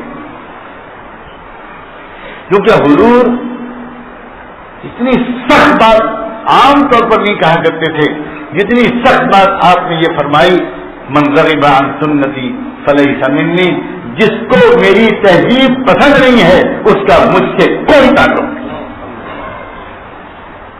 سنت کا اصلی ترجمہ آج کل کی ماڈرن زبان میں، جدید تعبیر میں، سنت کا صحیح ترجمہ اس عاجز طالب علم کی نگاہ میں تہذیب ہے. اور آج کا ٹکراؤ دراصل تہذیبوں کا ٹکراؤ ہے، کلیش آف سویلائزیشن ہے، کلیش آف فیتھ نہیں ہے، عقیدے اور مذہب کا ٹکراؤ نہیں ہے. امریکہ اور پورے مغرب کو اس پر کوئی انکار نہیں ہے کہ تم کلمہ بھی پڑھ لو، نماز بھی پڑھو، کوئی انکار اس سے ان کو کوئی پریشانی نہیں ہے. ان کو پریشانی اس بات سے ہے کہ تم ان کی تہذیب کو چھوڑ کر محمد رسول اللہ کی تہذیب اختیار کرو. تم اگر کرتا پاجامہ پہنتے ہو، تم اگر داڑھی تم بڑھاتے ہو، تم اگر عمامہ استعمال کرتے ہو تو تم دہشت گرد ہو، تم ہمارے دشمن ہو، ہم تمہیں جینے نہیں دیں گے. اور تم اگر ماڈریٹ مسلمان ہو تو we welcome you, we appreciate you, ہم تمہاری مدد بھی کرنے کو تیار ہیں. تم ماڈریٹ مسلمان بنو، روشن خیال مسلمان بنو، ماڈرن مسلمان بنو. We have no reservation, we have no objection what ever.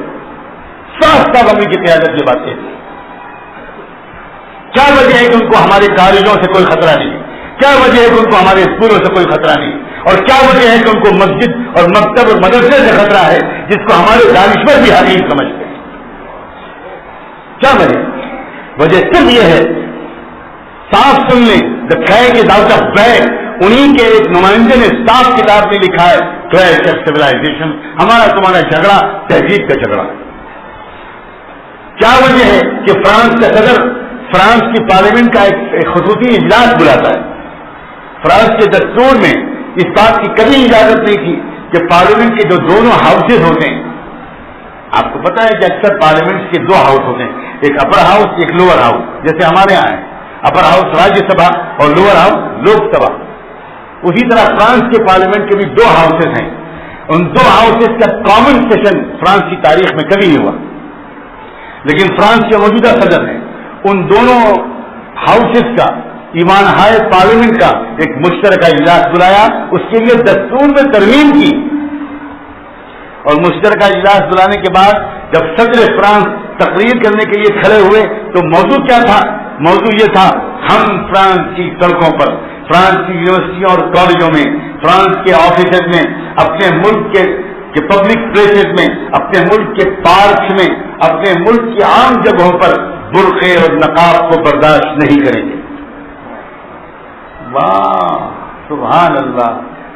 ابھی تک تو سنتے تھے کہ آپ بڑے سیکولر لوگ ہیں، آپ بڑے آزادی خیال کے لوگ ہیں. ابھی تک تو ہم یہ سنتے تھے کہ آپ ہم کو تنگ نظر کہتے ہیں. ابھی تک تو ہم یہ سنتے تھے کہ آپ کے یہاں یہ بہت دعویٰ ہے کہ لوگوں کو اپنے اپنے کلچر پر چلنے کا پوری آزادی ہے. ابھی تک تو ہم یہ سنتے تھے. یہ ہوا کیا؟ میں بتاؤں کیا ہوا؟ اے بڑودہ کے روشن خیال مسلمانوں، سنو کان کھول. اگر فرانس کی لڑکیوں نے بے پردگی کو پھینک کر پردے والی تہذیب کو ایک بڑی تعداد میں، ایک ویزیبل تعداد میں قبول نہ کیا ہوتا تو کیا فرانس کے صدر کے پیٹ میں درد ہوتا؟ ہماری لڑکیاں خود بے پردہ ہوگی، ہم نے اپنی بیٹیوں کو بے پردہ کیا. آپ میں سے کتنے لوگ ہوں گے جن کی بوڑھی گھر کی عورتیں پردہ کرتی ہوں گی, لیکن آپ کی جوان بیٹیاں جو یہاں مسجد میں بیٹھے ہوئے ہیں وہ بے پردہ ہوں گی؟ وہ یہ ہے کہ نہیں؟ ہمت نہیں ہے آپ کے اندر سچ بولنے. لیکن اسلام محتاج نہیں ہے بڑودے والوں کا, گجرات والوں کا, یو پی والوں کا, ہندوستان والوں کا. اسلام محدود نہیں ہے. دیوبند اور سہارنپور میں اسلام چمکے گا, انشاءاللہ چمکے گا, اور وہاں چمکے گا جہاں اس کو مٹانے کی پورے عالم میں سازشیں کی جاتی ہیں. دیکھ لو کیا ہو رہا. یہ اس بات کی دلیل ہے, یہ اس بات کی دلیل ہے کہ وہاں یورپ کی مسلمان لڑکیوں نے اور نو مسلم انگریز لڑکیوں نے اس گندی تہذیب کو تھوکنا شروع کر دیا, اور فاطمہ اور خدیجہ کی پاک تہذیب کو سر آنکھوں سے لگانا شروع کر دیا.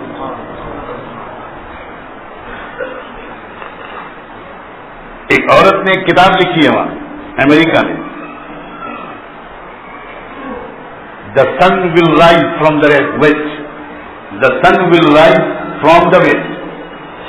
سورج مغرب سے نکلے گا.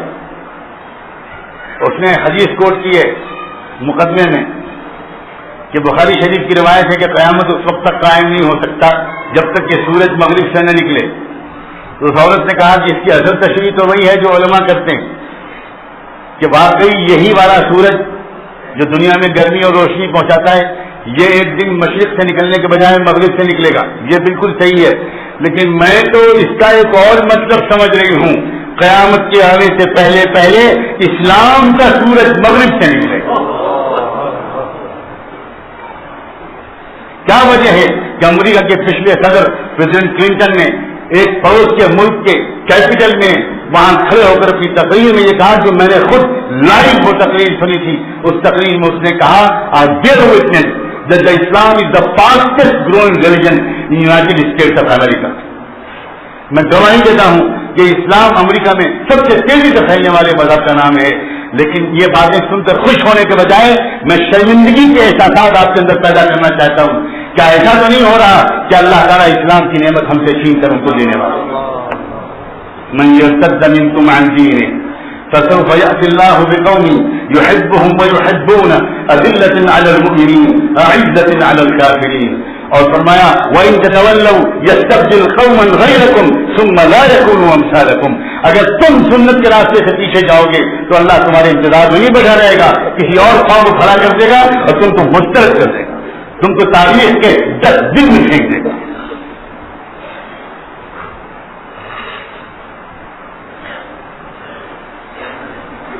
ذاق طعم الإيمان من رضي بالله ربا وبالإسلام دينا وبمحمد صلی اللہ علیہ وآلہ وسلم نبی ورسول. اے مسلمانوں, میں اپنی ذات سے بھی کہتا ہوں اللہ کے رسول کے دل کو مزید زخمی مت کرو, مت کرو اللہ کے رسول کو کہ دل کو زخمی. بہت تکلیف پہنچ چکی ان کو, کیا ہم بھی ان کو تکلیف پہنچانے کی قسم کھا چکے؟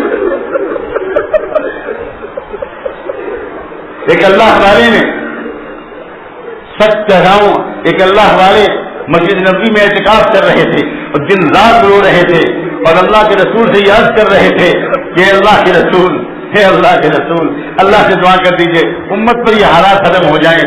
ان کو رات میں ایک منظر دکھایا گیا کہ حضور پاک صلی اللہ علیہ وآلہ وسلم اپنے قبر اطہر میں گھٹنے کے بل بیٹھے ہوئے اللہ سے کہہ رہے ہیں اے اللہ کیا میں کب تک غم سہتا رہوں, کب تک غم سہتا رہوں. جب جب ہماری کوئی عورت بے پردہ باہر نکلتی ہے اللہ کے رسول کو تکلیف پہنچتی ہے. جب جب ہمارے گھروں میں ناچ گانا ہوتا ہے, جب جب ہم ٹی وی دیکھتے ہیں, جب جب ہم پکچر دیکھتے ہیں, میں مسجد میں بیٹھ کے قدم لگا کے کہہ رہا ہوں اللہ کے رسول کو تکلیف پہنچتی ہے. کیا ہو رہا ہے؟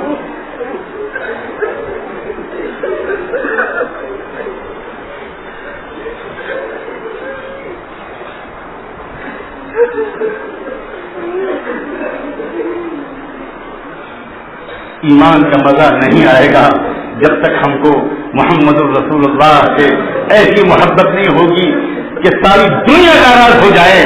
میں آقا آپ کی سنت کو نہیں چھوڑ. چلو آج نوجوانوں اس کا وعدہ کر لو, آج کرو اللہ. آج تقدیر بدل جائے گی تمہاری انشاءاللہ. کس دنیا کی پرواہ کر رہے ہیں؟ بے وفا دنیا، مکار دنیا، مکار رشتے دار، مطلب پرست لوگ، خود غرض لوگ جو کبھی مشکل کے وقت میں ساتھ نہیں دیتے، ہم ان کی وجہ سے اپنی قبر میں جہنم کے انگارے میں شمارے. کون دنیا میں آج کل کسی کا ساتھ دیتا ہے؟ لوگ ایسے. آپ کی جیب میں پیسے ہوں تو آپ کو اسلام سلام کرتے ہیں، جس دن آپ کا کاروبار نیچے چلے جائے پہچاننے سے انکار کرتے ہیں. ایسے مکار دنیا کے لیے ہم اپنے اس آقا کو چھوڑ رہے ہیں جس نے اپنے پیٹ پر پتھر مارنے کے ہمارے لیے، جس نے اپنے نوازوں کو بھوکا رکھا تھا ہمارے لیے. کیا مدینے کی وہ دوپہر یاد نہیں ہے جب مسجد نبی میں اچانک سیدنا عمر بن خطاب آ کر بیٹھ گئے؟ تھوڑی دیر کے بعد صدیق اکبر آئے اور حضرت عمر سے کہنے لگے عمر اس وقت کیسے آئے؟ عمر حضرت ابوبکر صدیق کے کہنے لگے آپ سے نہیں چھپا سکتا 3 دن سے کچھ کھایا نہیں ہے. بھوک سے بیتاب ہو کر مسجد نبی میں آ کر بیٹھ گیا. صدیق اکبر بولے عمر قسم کھا کے کہتا ہوں جس بھوک سے بیتاب ہو کر تم نکلے ہو اسی بھوک سے بے چین ہو کر میں نکلا. اور ابھی تو یہی دونوں بیٹھے تھے کہ تھوڑی دیر کے بعد آفتاب نبوت اندر سے نکلا، باہر آئے. حضور پاک صلی اللہ علیہ وسلم اپنے دونوں جانثاروں کو بیٹھا دیکھا، پوچھا کیسے بچے ہو اس وقت دوپہر کے وقت میں؟ تو کہنے لگے کہ آپ سے کیا چھپانا، اللہ کے رسول دعا کر دیجئے، ہم دونوں بھوک سے بے چین ہو کر آ گئے ہیں. ایک ہاتھ رکھا آپ نے ایک کے کندھے پر، دوسرا ہاتھ رکھا دوسرے کے کندھے پر اور فرمایا والذی بعثنی بالحق ما اخرجنی الا ما اخرجکما. اس ذات کی قسم جس نے مجھے حق کے ساتھ بھیجا ہے، جس بھوک سے بے قرار ہو کر تم آئے ہو اسی بھوک سے بے چین ہو کر میں نکلا.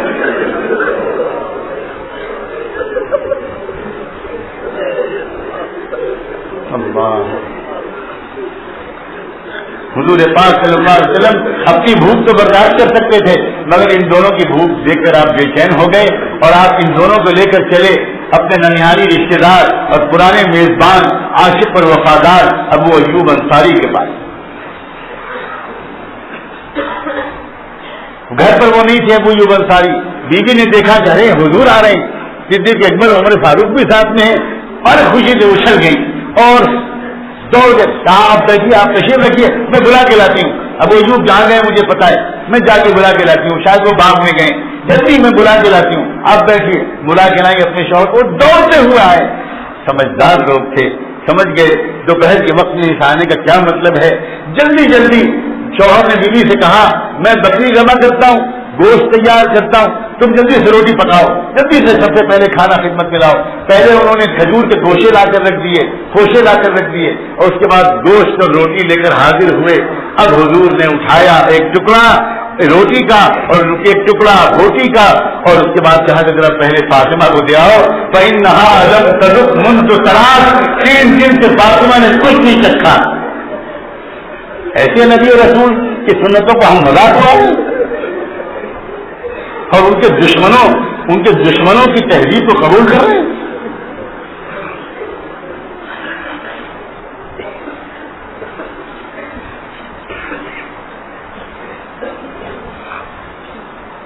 ایمان کا مزہ اس کو آئے گا جو اللہ کو اپنا رب مان کر خوش ہو.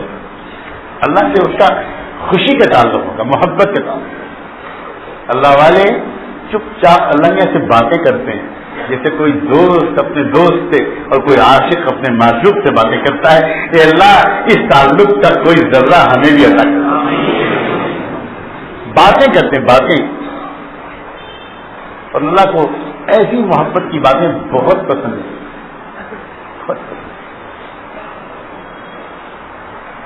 انا جلیس من ذکرنی، فرمایا جو مجھے یاد کرتا ہے میں اس کے پاس آ کے بیٹھ جاتا ہوں. اللہ اکبر. ذکر کی لذت کا انتہا ہے جب ذکر سیکھ کر کرو گے اور اللہ والوں سے ذکر پوچھ کر کرنا شروع کرو گے تو آپ کو محسوس ہوگا میرے پاس میرا اللہ کر بیٹھ گیا. وہ سرور ملے گا جس کو میں لفظوں اور بیان نہیں کر سکتا. ایسی لذت ملے گی ایسی جس کو دنیا کی کسی زبان میں کسی بڑے سے بڑا قادر الکلام مقرر و شاعر اور لفظوں کا جامع اس کو نہیں پہنا سکتا. لیتک تحلو والحیات مریضۃ لیتک ترضی والانام غبار. کاش بس میرے رب آپ میٹھے ہو جائیں اور باقی پوری زندگی کڑوی ہو جائے.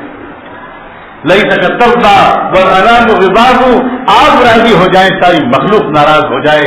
لیت الذی بینی وبینک عامر وبینی وبین العالمین خراب.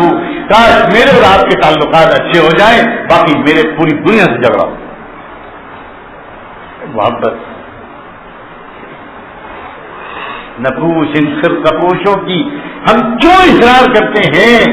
لوگوں کیوں اصرار کرتے ہیں کہ اللہ والوں کے پاس جاؤ، تلاش کرو تلاش کرو تلاش کرو. کون ایسا دیوانہ، کون ہے اللہ سے ایسی محبت کرنے والا؟ کیسے اپنی زبان سے اللہ کا شکر ادا کریں کہ ڈھونڈتے ڈھونڈتے ڈھونڈتے ڈھونڈتے اللہ نے اس زمانے میں شاید محبت کے سب سے بڑے شہدائی کے پاس پہنچا دیا.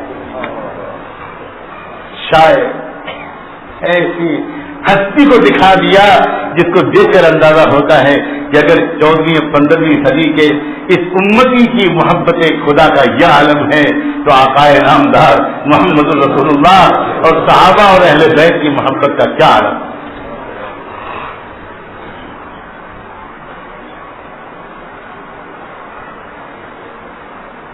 مزہ ایمان کا تبھی آئے گا جب اللہ سے محبت کا تعلق بننا شروع ہوگا اور اسلام ہم کو پسند اچھا لگے گا. اسلام کے مقابلے میں کوئی چیز نہیں اچھی لگے گی. اور وہ محمد صلی اللہ علیہ وآلہ وسلم نبی و رسولہ، اور حضور پاک صلی اللہ علیہ وآلہ وسلم ہم کو پسند ہے.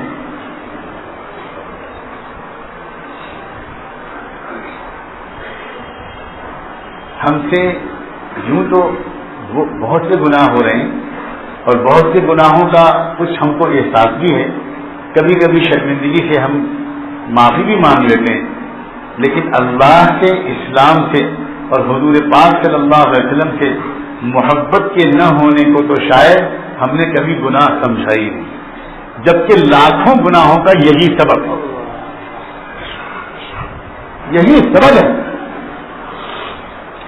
اور میں پھر دوہراتا ہوں، ہم سے مغرب کو کوئی شکایت، ہم سنت چھوڑ دیں، ہم حضور پاک صلی اللہ علیہ وسلم کی تہذیب چھوڑ دیں، پھر دیکھیں کوئی شکایت ہی نہیں.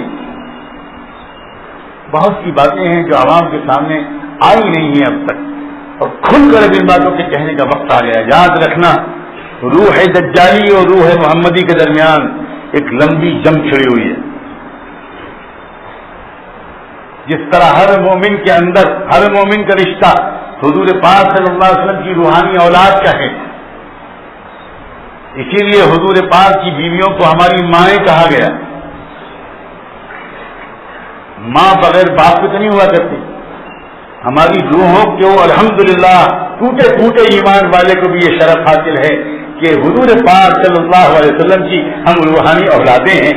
یہ کہتے ہوئے بھی ڈر لگ رہا ہے، لیکن ہے یہ بات صحیح. اسی طرح محقق علماء نے تحقیق کے ساتھ ثابت کیا ہے کہ دنیا میں ہر کافر کی روح دجال کی روح کی اولاد ہے.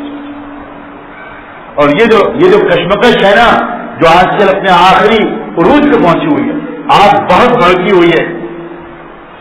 اس لیے بڑھتی ہوئی ہے کہ چراغ اب بجھنے والا ہے.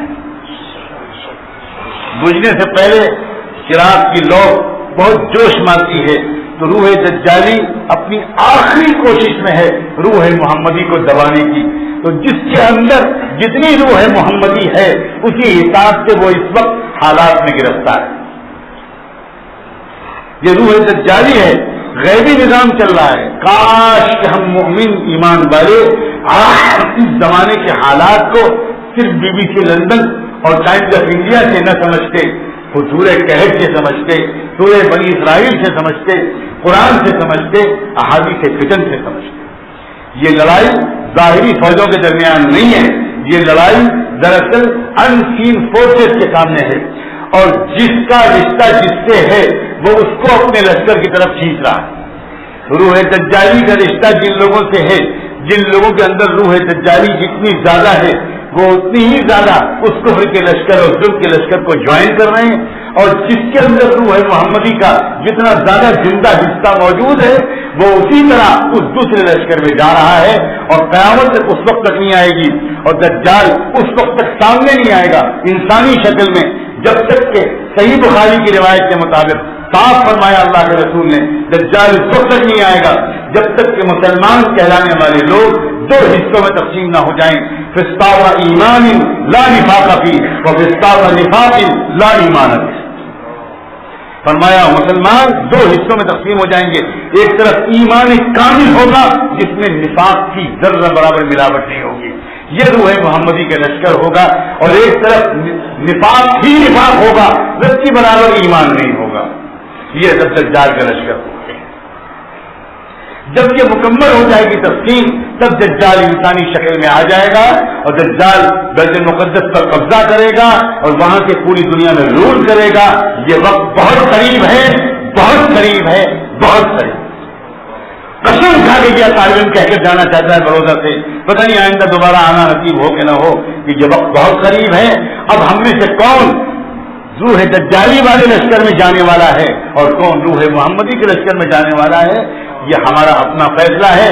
جو سنت محمدی پر عمل کرے گا اور جو سنت محمدی کے ساتھ صلح کر لے گا، جو اللہ سے صلح کر لے گا، جو اسلام سے صلح کر لے گا، انشاءاللہ روح محمدی کے لشکر میں آ جائے گا، اور جو سنت کے خلاف زندگی عمل پر گزارے گا اور دوسروں کی دجالی قوموں کی تہذیب پر عمل کرے گا، چاہے یا نہ چاہے وہ دجال کے لشکر میں جائے۔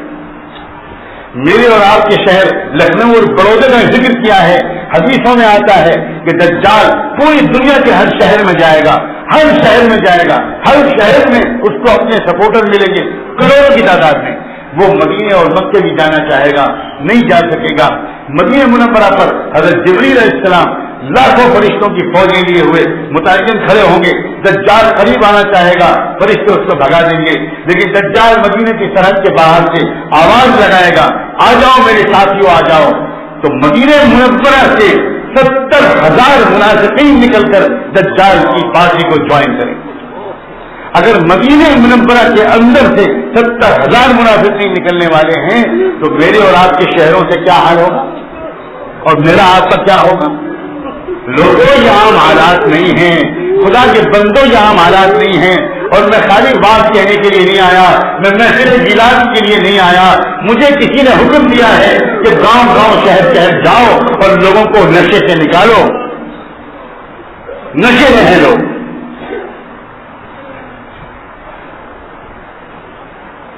آخری وقت ہے، توبہ کے دن چل رہے ہیں، وہ وقت قریب ہے جب توبہ کا دروازہ بند ہو جائے، اب کچھ نہیں۔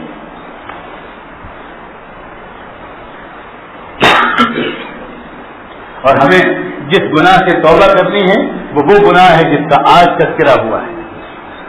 کون سا؟ محبت کا رشتہ ہمارا نہ اللہ سے ہے، نہ اسلام سے ہے، اور نہ حضور سے، صرف قانونی رشتہ ہمارا رہ گیا۔ بس یہ قانونی رشتہ محبت کے رشتے میں تبدیل کیسے ہوگا، یہ تو بتانا ضروری ہے نا۔ چاہتے ہیں آپ سے بتاؤں کہ نہیں؟ دیکھو بہت سیدھی سی بات، بہت سیدھی سی بات۔ جن اللہ کے بندوں کے دلوں کو اللہ سے، اسلام سے اور اللہ کے رسول سے محبت کا رشتہ جڑ چکا ہم سے بہت پہلے، اور اللہ نے ان کو چن لیا کہ وہ دنیا کے کروڑوں انسانوں کا رشتہ محبت کا بنا رہے ہیں، ہمیں ایسے اللہ والوں کے پاس جانا پڑے گا۔ بالکل صاف سن لو، کوئی عذر اللہ کے یہاں قابل قبول نہیں، کوئی بہانہ قابل قبول نہیں ہے۔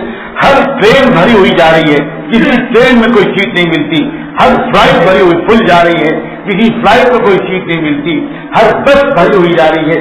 ساری دنیا کے لوگ اپنے دنیاوی مقاصد کے لیے، جائز اور ناجائز مقاصد کے لیے ہر وقت سفر کر رہے ہیں۔ کیا ہم کسی اللہ والے کی تلاش میں زندگی میں ایک مرتبہ سفر نہیں کر سکتے؟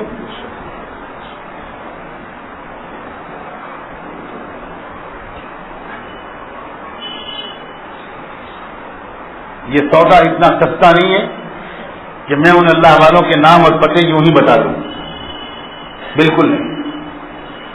جس میں طلب ہوگی وہ رابطہ قائم کرے، وہ اس فقیر عاجز کے پاس آئے۔ اب تو میرا قیام آپ کے قریب رہنے لگا، بامبے کے قریب میں ہر مہینے 10-12 دن اسی محنت کے لیے آ کر رہتا ہوں کسی کے حکم سے۔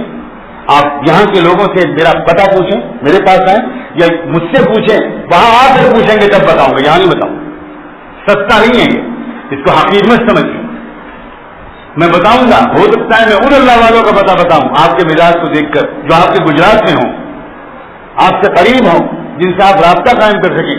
ایسے اللہ کے بندے یہاں بھی موجود ہیں الحمدللہ، تلاش کرنے والے کو ملتے ہیں۔ آپ جب تک اندر سے بے چین نہیں ہوں گے، آپ جب تک اندر سے بے قرار نہیں ہوں گے، آپ جب تک اندر سے سچے طالب نہیں بنیں گے، راہ چلتے یہ سودا نہیں بڑھا جاتا۔ انلزمکموها وانتم لها کارہون، بالکل نہیں۔ نبی آخر الزمان کی تلاش میں سلمان فارسی کو کتنی ٹھوکریں کھانی پڑی تھی۔ قوموں کی قومیں ہجرت کر کے 50-100 سال پہلے سے آ کر کوئی مدینے میں بس گیا تھا، کوئی کہاں بس گیا تھا، جہاں ان کو امید تھی اپنی کتابوں کی روشنی میں کہ یہاں آئیں گے محمد رسول اللہ۔ بہت دوڑ بھاگ کرنی پڑتی ہے تب یہ دولت ملتی ہے۔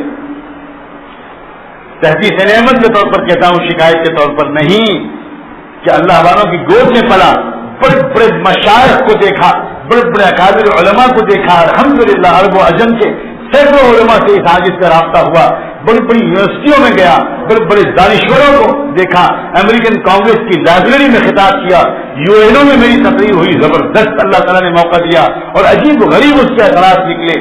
مگر یہ سب تلاش کے بعد جب مجھے اللہ نے میرے شیخ و مرشد کے قدموں میں پہنچایا تب مجھے پتا چلا وہ چیز جس کی تلاش تھی پچھلے 30-40 سال سے اب ملی۔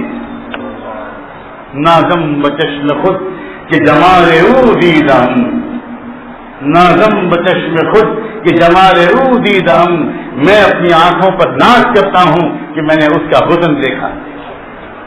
ایک ایسا اللہ والا، ایک ایسا صاحب دل، ایک ایسا صاحب نسبت، ایک ایسا قوی نسبت کہ ہمارے حضرت شیخ العزیز حضرت مولانا زکریا صاحب رحمۃ اللہ علیہ کے خاص الخاص شاگرد اور عارف باللہ حضرت مولانا محمد صاحب پرتاپ گڑھی کے خلیفہ حضرت مولانا ڈاکٹر تقی الدین ندوی مظاہری جب پہلی مرتبہ میرے حضرت سے ملے پھوٹ پھوٹ کے رونے لگے اور کہنے لگے مولانا میں سوچ بھی نہیں سکتا تھا کہ اتنا قوی نسبت کوئی شخص جو مجددی تاثیر کا حامل ہے وہ اس زمانے میں مل جائے گا۔ اللہ تعالیٰ ان کے فیض کو آپ کے شہر تک پہنچائے، آپ کے ایک ایک کچے پکے گھر تک پہنچائے۔ آپ تک تلاش کرنا پڑے گا، آپ کو مارا پھرنا پڑے گا، آپ کو پوچھنا پڑے گا، آپ کو سفر کرنے پڑیں گے، آپ کو تلاش کرنا پڑے گا۔ میں جانتا ہوں کہ آپ اچھی استعداد رکھتے ہیں، اس لیے مجھ کو امید ہے یا میری تمنا ہے کہ آپ ذرا دوڑ بھاگ کریں تاکہ اللہ آپ کے اوپر یہ نعمت برسا دے، اور پھر آپ خود اپنے شہر کو انشاءاللہ خود پہچان نہیں پائیں گے۔ یہاں دانشوری بھی ہوگی، یہاں اعلیٰ تعلیم بھی ہوگی، یہاں سب کچھ ہوگا، مگر سب کے ساتھ عشق محمد ہوگا، سنت محمدی کا اتباع ہوگا، وفادار مسلمان بنیں گے ہم، بے وفا مسلمان نہیں بنیں گے۔ اور وفادار مسلمان دنیا کی قوموں کا خیر خواہ ہوتا ہے، وہ جنگ نہیں چاہتا، وہ دہشت گردی نہیں چاہتا، وہ بدامنی نہیں چاہتا، وہ ساری دنیا کے انسانوں کی خدمت چاہتا ہے، وہ ساری دنیا کے انسانوں کا خیر خواہ ہے۔ ابھی لوگوں نے ہم کو پہچانا نہیں ہے اور اس میں قصور ہمارا ہے، اس لیے کہ ہم خود ان کے نقال بن گئے، وہ ہمیں کیا پہچانتے؟ اگر وہ ہم کو اپنے سے الگ پاتے تو کچھ شاید کچھ اور سوچتے، لیکن وہ تو یہ دیکھ رہے ہیں جو کچھ وہ کرتے ہیں وہی ہم کرتے ہیں، بلکہ اخلاق اور معاملات میں تو شاید ہمارا ان سے بھی زیادہ برا ہے۔ اللہ تعالیٰ ہم سب کو سچا طالب بنائے۔ اسی لمحے اور اسی وقت یہ گزارش کرتا ہے کہ سب لوگ سچے دل سے آج توبہ کریں، اور لوگوں یہ مت دیکھنا کہ کوئی کہہ رہا ہے کہ کیسے رو رہے ہیں، آج آپ بندھن کھول دو، آج تڑپ کر مچل کر اپنے دامن پھیلا کر آج اللہ سے بھیک مانگو۔ ایسا مجھے لگتا ہے کچھ حضرت کی توجہات کی برکت سے کہ شاید اس وقت اس مجلس میں ہماری تقدیر بدل سکتی ہے، ہماری تقدیر بدل سکتی ہے. ہمارے اندھیرے اور تاریک دلوں میں محبت الہی اور محبت نبوت کا چراغ روشن ہو سکتا ہے, اور پھر ہماری عورتیں بھی انشاءاللہ اس سے فیض یاب ہوں گی, ان تک بھی یہ محبت پہنچے گی اور ہر گھر چمک اٹھے گا. وآخر دعوانا ان الحمد للہ رب العالمین.